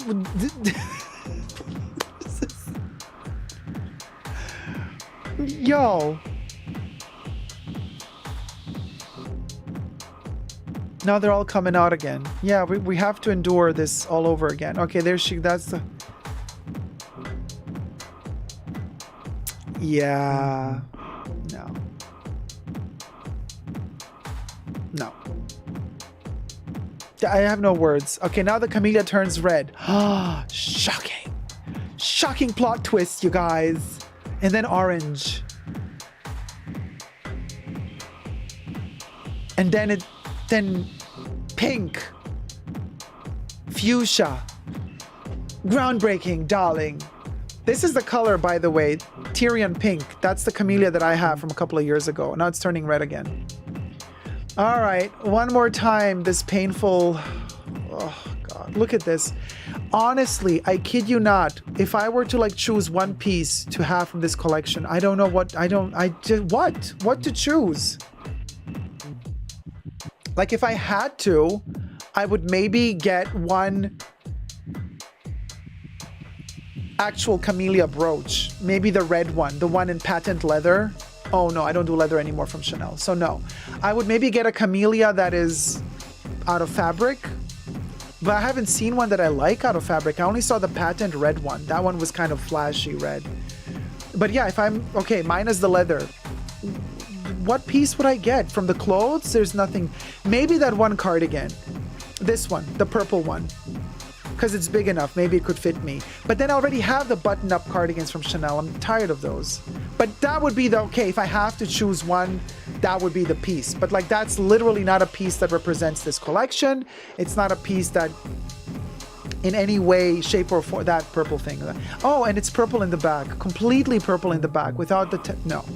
No, I would not get that because I don't like that it has a houndstooth pattern in the front and in the back is just flat purple. No, I don't want that. I want it to have the houndstooth all around. I don't want it to have a flat no. So no, actually no, not even that sweater. So what about sweater weather? Sweater weather. I can't wear nothing during sweater weather because you ain't giving me nothing to wear. Gonna freeze next winter. Freeze next winter because I ain't gonna be wearing... I have to find something else to wear for sweater weather. Victor says, I like 2 looks and that was it, honey. Gallet Ben says, it looks old. Carrie says, third to last is literally Kohl's clearance. Hiromi Miyagawa. Hi, Dacob. Hi, Hiromi. Priestess says, final look like a sheer curtain for real. Michael G. Dacob, there was no inspiration. Oh, there she is. Oh, she has 2 camellias on her shoulders. Oh, Virginia. Take the giant camellia. Wait, hold on. Let me scroll up for a second. Let me scroll up just a second. MC was said something. MC. Take the giant camellia in the middle. Yes, that's the only thing. And then have that, I don't know, in your garden. But oh, by the way, that camellia also looks like paper mache. I mean, it was probably some resin material, but it you know, it wasn't giving the gives. So what do you guys think? The worst I've seen in all my years, says Donna Donahue. Emotion Engine, what would you do if when you okay? So Virginie say, yes, we'll go.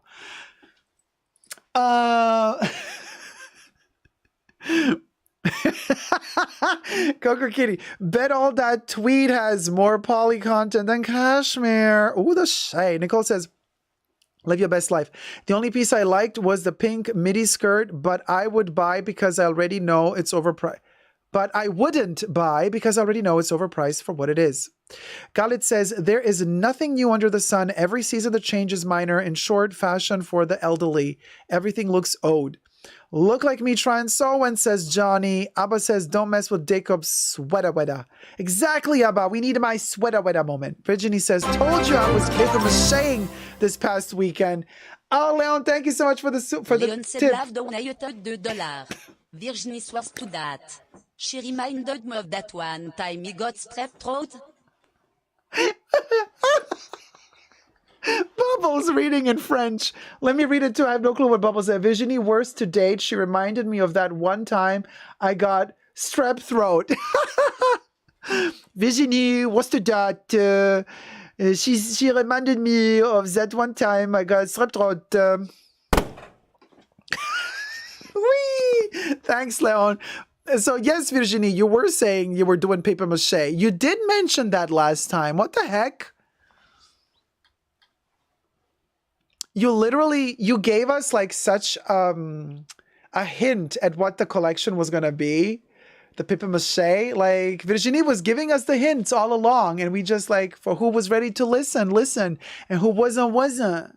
Amazing show. We worked so hard. Love Camellia. Buy more #1. Virginie VR says. Live in Ferret. I love the Kelly choker on you. Thank you, Hiromi. Victor says, let's see Belmont to clear our sight. Madame says, from the big Camellia, it would be better as a #1 campaign. Throw away all the looks. Selena says to Coco Kitty, you sound like my kind of gal. Dying, says Carrie. Whatever wears, yes, Belmont was gorge. MC says, can we watch the fabulous Alexander McQueen show for winter 23-24? The French accent, I can't, says John. Whatever says, YSL Fab too. Virginie VR says, amazing show. We worked so hard. They have Camellia. Buy more #1. Whatever wears. MCS McQueen was beautiful this season. Selena says, Dacob is femme fatale today. It's all I can focus on. Forget the runway, honey. Is Virginie on prep? Oh, Jesus. Oh my God. Virginie's always ready. Chanel for Winter 19 still couldn't be topped in all these years, says Victor. Her water's always clean. Listen, it's been already 4 hours. I've planned 7 shows, symbolic number, but let me first touch base on the Balenciaga poll. What do you think of Balenciaga Winter 2023? I asked on Super Dacob Backup, all spelled together, on Instagram. So this was the poll. A lot of green, so it's transparent. But anyway, what do we think of Balenciaga Winter 2023? And I gave you 4 options. One option was Balenciaga remains cancelled, unredeemable. 2, Demna redeemed himself. Show was great. 3, the show was about Demna and not about Balenciaga. 4, Balenciaga needs to hire a new art director. Which one do you think won in the polls? Because let me tell you, the one that won is Balenciaga needs to hire a new art director. I was kind of surprised. Ah, thank you so much, SLID. Slid. Slid 5618128 à 93A8. Donate $10. Enjoy your channel and learn so much. A question mark. Thank you. Papa Terry. And Bubbles is like, I enjoy your channel so much and I learn so much. I love it. Love it. Thank you. I'm surprised because listen, 55. It wasn't even that close a call. 55% of you said Balenciaga needs to hire new art director. 37% of you said Balenciaga remains cancelled, unredeemable. I was surprised that 55% thinks Balenciaga is fine. They just need to change direction. 7% said the show was about Demna and not about Balenciaga. And I kid you not, 1% said Demna redeemed himself, show was great. There was one person who actually voted. Ah, Coco Kitty, thank you so much. Coco Kitty donate $10. Thank you for a fan fabulous fashion field evening d'Alain. Cœur. Darlin. Darlin. Cœur. Oh. Yes, Queen. And Louis says, member for 27 months, tier 1 says, well, damn. Right? The accent is sending me, says Jesus. I know, it's amazing. This is Bubbles when Bubbles goes to Paris Fashion Week, honey. It's Bubbles at Paris Fashion Week. Louis redeemed himself.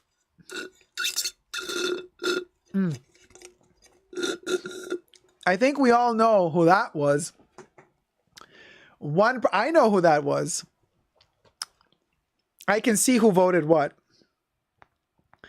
I know who that was.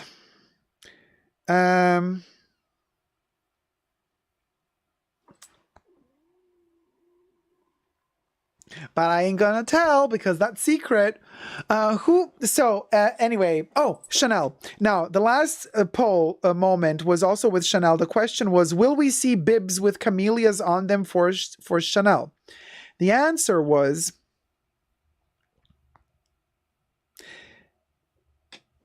so there was 2 options. Yes, of course we will, and nah, Virginie outbibbed herself. So, in this poll for Chanel, will we see bibs with camellias on them for Chanel fall winter 2023? 62% said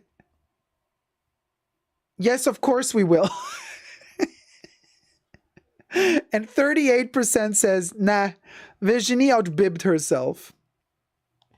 And I don't even know if this is going to show also transparency. Yeah, too much green. But anyway, so there's that. Diane, says Johnny. Oh my God. Who should take over at Chanel? Asks Rachel. Who should take over at Chanel? I could do it, but they would never hire me. They think I'm too opinionated for that, aren't I?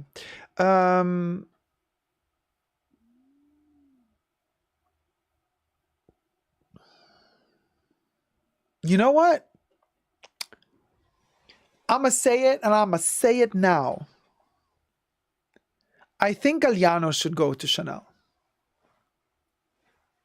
I think because he can do the heritage and he can also do the crazy stuff. Like I think Galliano. Yeah. I think Galliano at the moment would be my pick. Yes, Ollie, you missed the Chanel show review. I'm all for bibs. Joking. I don't know if Olivier... Wait, so who should take over Chanel? Right. So Victor says, I don't know if Olivier could do Chanel by the material he's been presenting. Oh, hell no. Whatever wears. I feel like Olivier makes so much sense at Balmain. I could also maybe see him at YSL. Victor says, I honestly don't know who could salvage them. Someone who's not Virginie, that's for sure. Lorraine says, agreed. Ollie missed it. Virginie says, Virginie VR. Bibs, camellias, a match made in fashion. Whoa. Like those cats that's going, no. Philip Plain for Chanel says Jesus. Johnny says, vote Dacob. I did. Thank you. Victor says, LOL. Interesting, says Rachel. Johnny says, yes, good choice. Crybaby Uzagi Fashion. Oh my God, I would love Galliano at Chanel, right? 87 Givenchy. Marc Jacobs at Chanel. I would be a little bit conservative, maybe. Jesus says, yeah, the Badheimers wouldn't let that slide. Rachel says, I was thinking Ralph Rucci. Oh.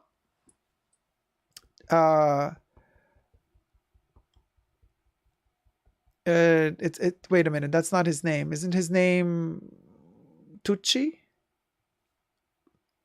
Or is it Ricci? But I know who you're talking about. A little bit too classic, maybe. Alexa Chung, says Coco Kitty CC. Anderson says, have you ever thought about Phoebe Philo at Chanel? Am I tripping?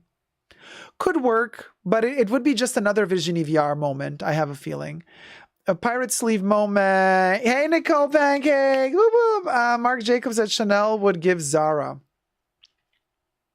I feel so too. Kev says, John's having too much fun at Margiela. The Wertheimers would not give him that carte blanche at Chanel. Possibly. Yeah. But they want to retire anyway. So whatever. And Moshe says, I think the Wertheimers, I think the question is not who do we want to see at Chanel, but what we want to see at Chanel. Exactly. And according to what I want to see at Chanel, I chose Galliano. I chose Galliano depending on what I want to see at Chanel. Because what all these other designers make, it's just boring. I mean, it's not Chanel, you know. Chanel is already giving Zara, says Jesus. Oh. The sadness of it all. The sadness of it all. Yes, Jay Bodie, me at Chanel. Yes, Ralph Rucci Chado. Bibbidi Bobbidi Boo. Donna Donahue. Virginie loves bibs. Do you? Coco Kitty says, Dacob, is this a pantless look? Yeah, actually, it's with boxer, like with black boxer shorts. Yeah.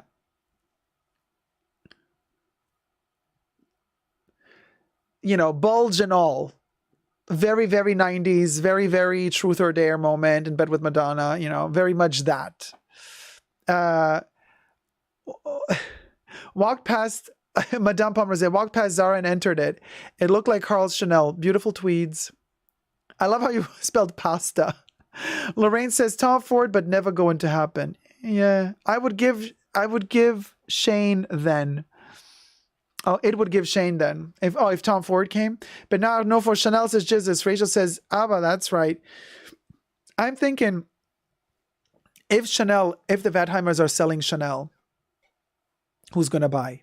LVMH is going to buy them. That's my speculation only. Virginie VR, I wear Zara when I'm not wearing past season Chanel, says Virginie VR. The Renegade Realtor, Simone Rocha, Chanel goes goth, please. Coco Kitty says, like Carrie Bradshaw book cover. Whatever wears. This Virginie account is killing me, lol. Amy Chua 1. What about some of these lost legends like Chalayan or Helmut Lang? Like, bring them out of the woodworks. Well, then Castelbajac should do it then. Louis says, okay, what about Tom Brown? No. K. Halim says, do you see Maria Draganova there? No. But she was somewhere in the back rows, right? She was filming from there. And, the Maria Draganova moment. So Maria went to Chanel. By the way, let me just say this about Maria Draganova. You could say what you want about the lady, but she broke the mold. She's the first luxury YouTuber to go to a Chanel fashion show. And you're going to say, hold on a minute. Aren't the other like chicks, didn't they already do it? Like Tamara, Kalinick, and blah, blah, blah. That's not what I'm talking about. I'm not talking about those chicks who started with blogs or who started with Instagram and became big on Instagram. Oh, Hirami, thank you so much for the donation. Thank you. Hirami donate $10. Eggs and love. Hugs and love. Yes, queen. Thank you. Thank you so much, sweetie. And of course, I'm also not talking about the resellers, the luxury YouTubers who are resellers. I'm not talking about resellers that get invited to go to the show because people are giving them a lot of money to buy for them. No, resellers don't count, honey. If you know, you know. I'm talking about luxury YouTubers who started literally with luxury YouTubing, like Maria Draganova. I mean, you can say what you want about the lady, but like, she's the first one to break the mold, you know, between, you know, Maria, Romina, Jessie, Melon Melbourne, Purse on Fleek, you know, me, like all that type of luxury YouTuber. She's the first one to get invited to a Chanel show. So she did break a mold. So respect to you, Maria, for that. Not going to lie. That is an important step. So she did break a mold. Now, she wasn't seated front row, whatever. She was somewhere seated in the back and was filming. But you know what? I felt really happy for her. I thought that's such... Because for her, it's like, you know, she was shaking when she delivered the news that she like got invited to the show. So I thought that was like really sweet and heartwarming. But I did do the... and I dedicated a whole Insta story to that as well because... it was such a moment in history for luxury YouTubers. And I said, Maria Draganova invited to CC Fall Winter 2023 Fashion Show in Paris, breaking YouTube Lux news. And then I asked you guys, so this is the, again, transparency. This is the Insta story poll. What are your thoughts about Maria at Chanel Fashion Show? I gave you 4 options. One option was, cannot wait to see her vlog from the show. Second option, cannot wait to see what row they seat her. 3, who is Maria? 4, happy for her, but don't care for Chanel, pass. Yeah, so of course, you're a bunch of shady, you're a bunch of shady chickens. Because 57%, 57%, yeah, there you go, Madame Pomerose. 57% said, who is Maria? 16% said, happy for her, but don't care for Chanel, pass. 14% said, cannot wait to see her vlog from the show. 13%, the smallest percentage, said, cannot wait to see what row they seat her. So that's that. I, for one, will be looking at the video that Maria posts because I think it's an awesome thing that they invited her, like that she gets to see the show. She was invited to the lunch or the dinner. You know, they also invited her for food. And she does spend a lot of money there. I mean, she buys a lot of clothes. You need to buy a lot of clothes to get invited. You need to buy pret-à-porter, not just bags, to get invited to a show. And then who knows how it all happened. You know, that your sales associate has to like you. Maybe a slot has to open up. Maybe somebody else who's an even bigger client says no, and then last minute they tell you, hey, you can come instead. They're not going to tell you can come instead. They're going to tell you, you're invited, but you never know what happens behind the scenes, you know, how they make their decisions, who gets invited, who doesn't. But bottom line, she was the first luxury YouTuber to get invited to a Chanel show. So she's breaking the mold. And, you know, whether we like it or not, like we are this luxury YouTube is a dysfunctional family. but we're all connected, and I have the feeling we should do way more together. But unlike other communities, like, you know, makeup community does a lot of collaborations and stuff.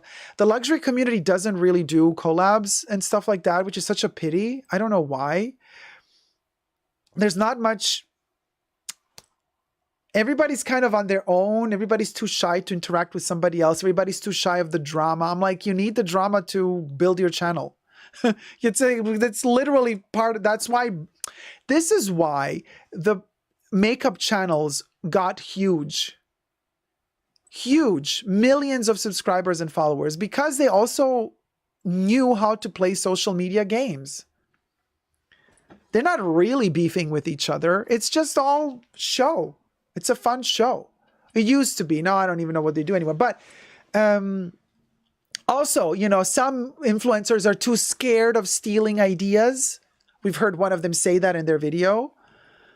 Like, ridiculous. Too scared of stealing ideas. And I know what that meant. You know, like, oh, I'm going to do it better than you anyway, boo-boo. Girl, come on. Kokiri CC says, when you buy enough, Chanel will fly you out there to attend the show. What do they serve on Air Coco? They don't fly you out necessarily. Depends what sort of client you are. No. Yeah, Higginbotham says, I can't wait to see her vlog. Yeah, I'm happy to see it too. I'm actually looking forward to her vlog. Me too. Virginie VR says, I invite Dacob next season. Don't ask PR. They don't know. Are you going to sneak me in, Virginie? Are you going to smuggle me in? You're going to be like, Dacob, come here with me, like under my jacket. Nobody's going to know. They're going to know. They're not going to know. They're going to know. And then Virginie's like, how are they going to know? I'm like, I'm huge under your jacket, girl. They're going to know.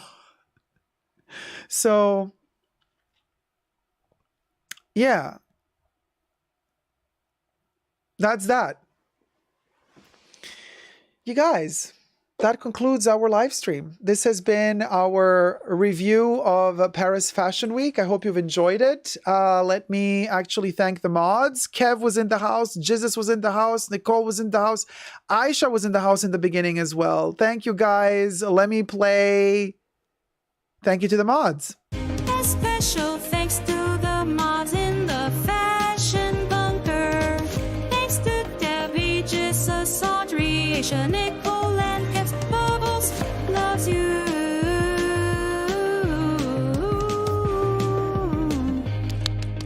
Thanks to the mods for keeping us safe. Also, you know, we're always fashion. We're living ferret. I'm living ferret, living ferret, living ferret, living ferret, living ferret, living ferret. And then sometimes it's just that good that we're dying ferret. Dying ferret, dying ferret, dying ferret, dying ferret, dying ferret. We'll go. Would go, would go, would go, would go, would go. Would go, would go, would go, would go, would go, would go, would go, would go, would go, would go, would go, would go. We'll go. Power ASMR, awesome. I'm so glad I was able to catch a live. Thank you so much love, Dacob. Thank you, Tisha. Johnny sending love, MXG. Hello, T-Pal, Zumbana, Chanel, Zumbana. Smurfette sending love, Hiromi sending love, whatever wears. Thanks for a wonderful live. So much fun. Thank you, guys. So beautiful, says Tisha. Higginbotham, love. Rachel, much love, fashion friends, and our fearless leader, Dacob. Hello. And also, Tisha, love you so much. Love you too, sweetie. Abba, Ferret, Diane Ferret, Selena, Hearts, Carrie Fernandez, Hearts, Ollie, I forgot to thumb up the live stream, you guys. Thumbs it up. Galit says, thank you. Love you from Israel. Love you too, sweetie. Hiromi says, thank you, Dacob, for making my Wednesday very special. Aw, guys, thank you so much for tuning in, spending some time together with me. Victor says, I had fun. Glad you did. Kev says, Dying Ferret, we'll go remix. Selena says, love. Jenny says, love. Priestess sending love. Carrie Fernandez, thanks so much for a fun stream. Ashes, rank all the shows. The best the best of these 7 would be probably Vivienne, then Rick, or Rick then Vivienne. Then I would put Hermes. Then I would put oh gosh, they're all bad. Louis, Dior, Chanel. And Balenciaga I'm not even going to put in there because they're canceled for me. So that's that. So fun. Thanks, Dacob. Can't wait for the next one, says Corinne P. See you all on Saturday for the main live stream, and Tier 2 members and Tier 2 patrons get access to the live pre-show, the 2-hour plus live pre-show that happens right before the main show. The best of the best, Dacob says, Hiromi, thank you so much. Love from Ireland. Thank you, Lorraine. Thank you, Dacob. Can't wait for next one. Vivienne and Rick, then Hermes, then all the rest, says Rachel. Same for me. Ashes says, thanks, love, great show. Thank you. Abba says, watch Dacob skip Chanel, baby. Please send fruit gummy. Can't wait to watch the Vivienne Westwood, but I missed. But glad I stayed for everything else. You can rewatch this video right after it's done. It will be available to watch. I'm leaving it online. And Demna, who's this Cam? Exactly. Please send fruit gummy, hearts, hearts, hearts. Ellen, Dacob, you look so freaking fresh. See you Saturday. Thank you so much, my guys, my loves. Thank you for spending time with me. And yeah, that was this fashion week. Of course, we could have done more fashion shows, but look, it's already over 4.5 hours live stream. Already YouTube is killing us because it's like 2.5 hours tops. So we already did way more than we should have, but it was just too much fun to kind of pass it on and not do all those shows. I hope you've enjoyed it, and let me know if you liked this type of format. We can do it again sometime because, you know, there's a lot of other shows to analyze. Let's see how this video does, how many views and thumbs up it gets. And if it goes well, we can do it again. Thank you guys so much. Subscribe and never give up on love. Bye. Hey, everybody gather around. Super Dacob's hit a milestone now. 60K subscribers and counting, luxury and lifestyle. Bubbles. It's astounding. Super Dacob, we celebrate you for all the content that you do, from fashion to travel and cuisine. You bring the best of the luxury scene. Cuisine. See, take it home, Bubbles. Take it home. And while we're at it, Madame Ross, would you like to sing a little satin satin, Diane Ferret? Diane Ferret, Diane Ferret, Diane Ferret, Diane Ferret, Diane Ferret. Or something like that. Please let me sing it in for you. Yes, Queen. And also, don't forget to subscribe to Essentially Dacob, my perfume channel, and Totally Dacob, my pop culture channel. Super Dacob Backup, all spelled together on Instagram, and Dacob CC as well, all spelled together on Instagram. Is there anything else? Until next time, never forget to give up, to never give up en love. À tout à l'heure.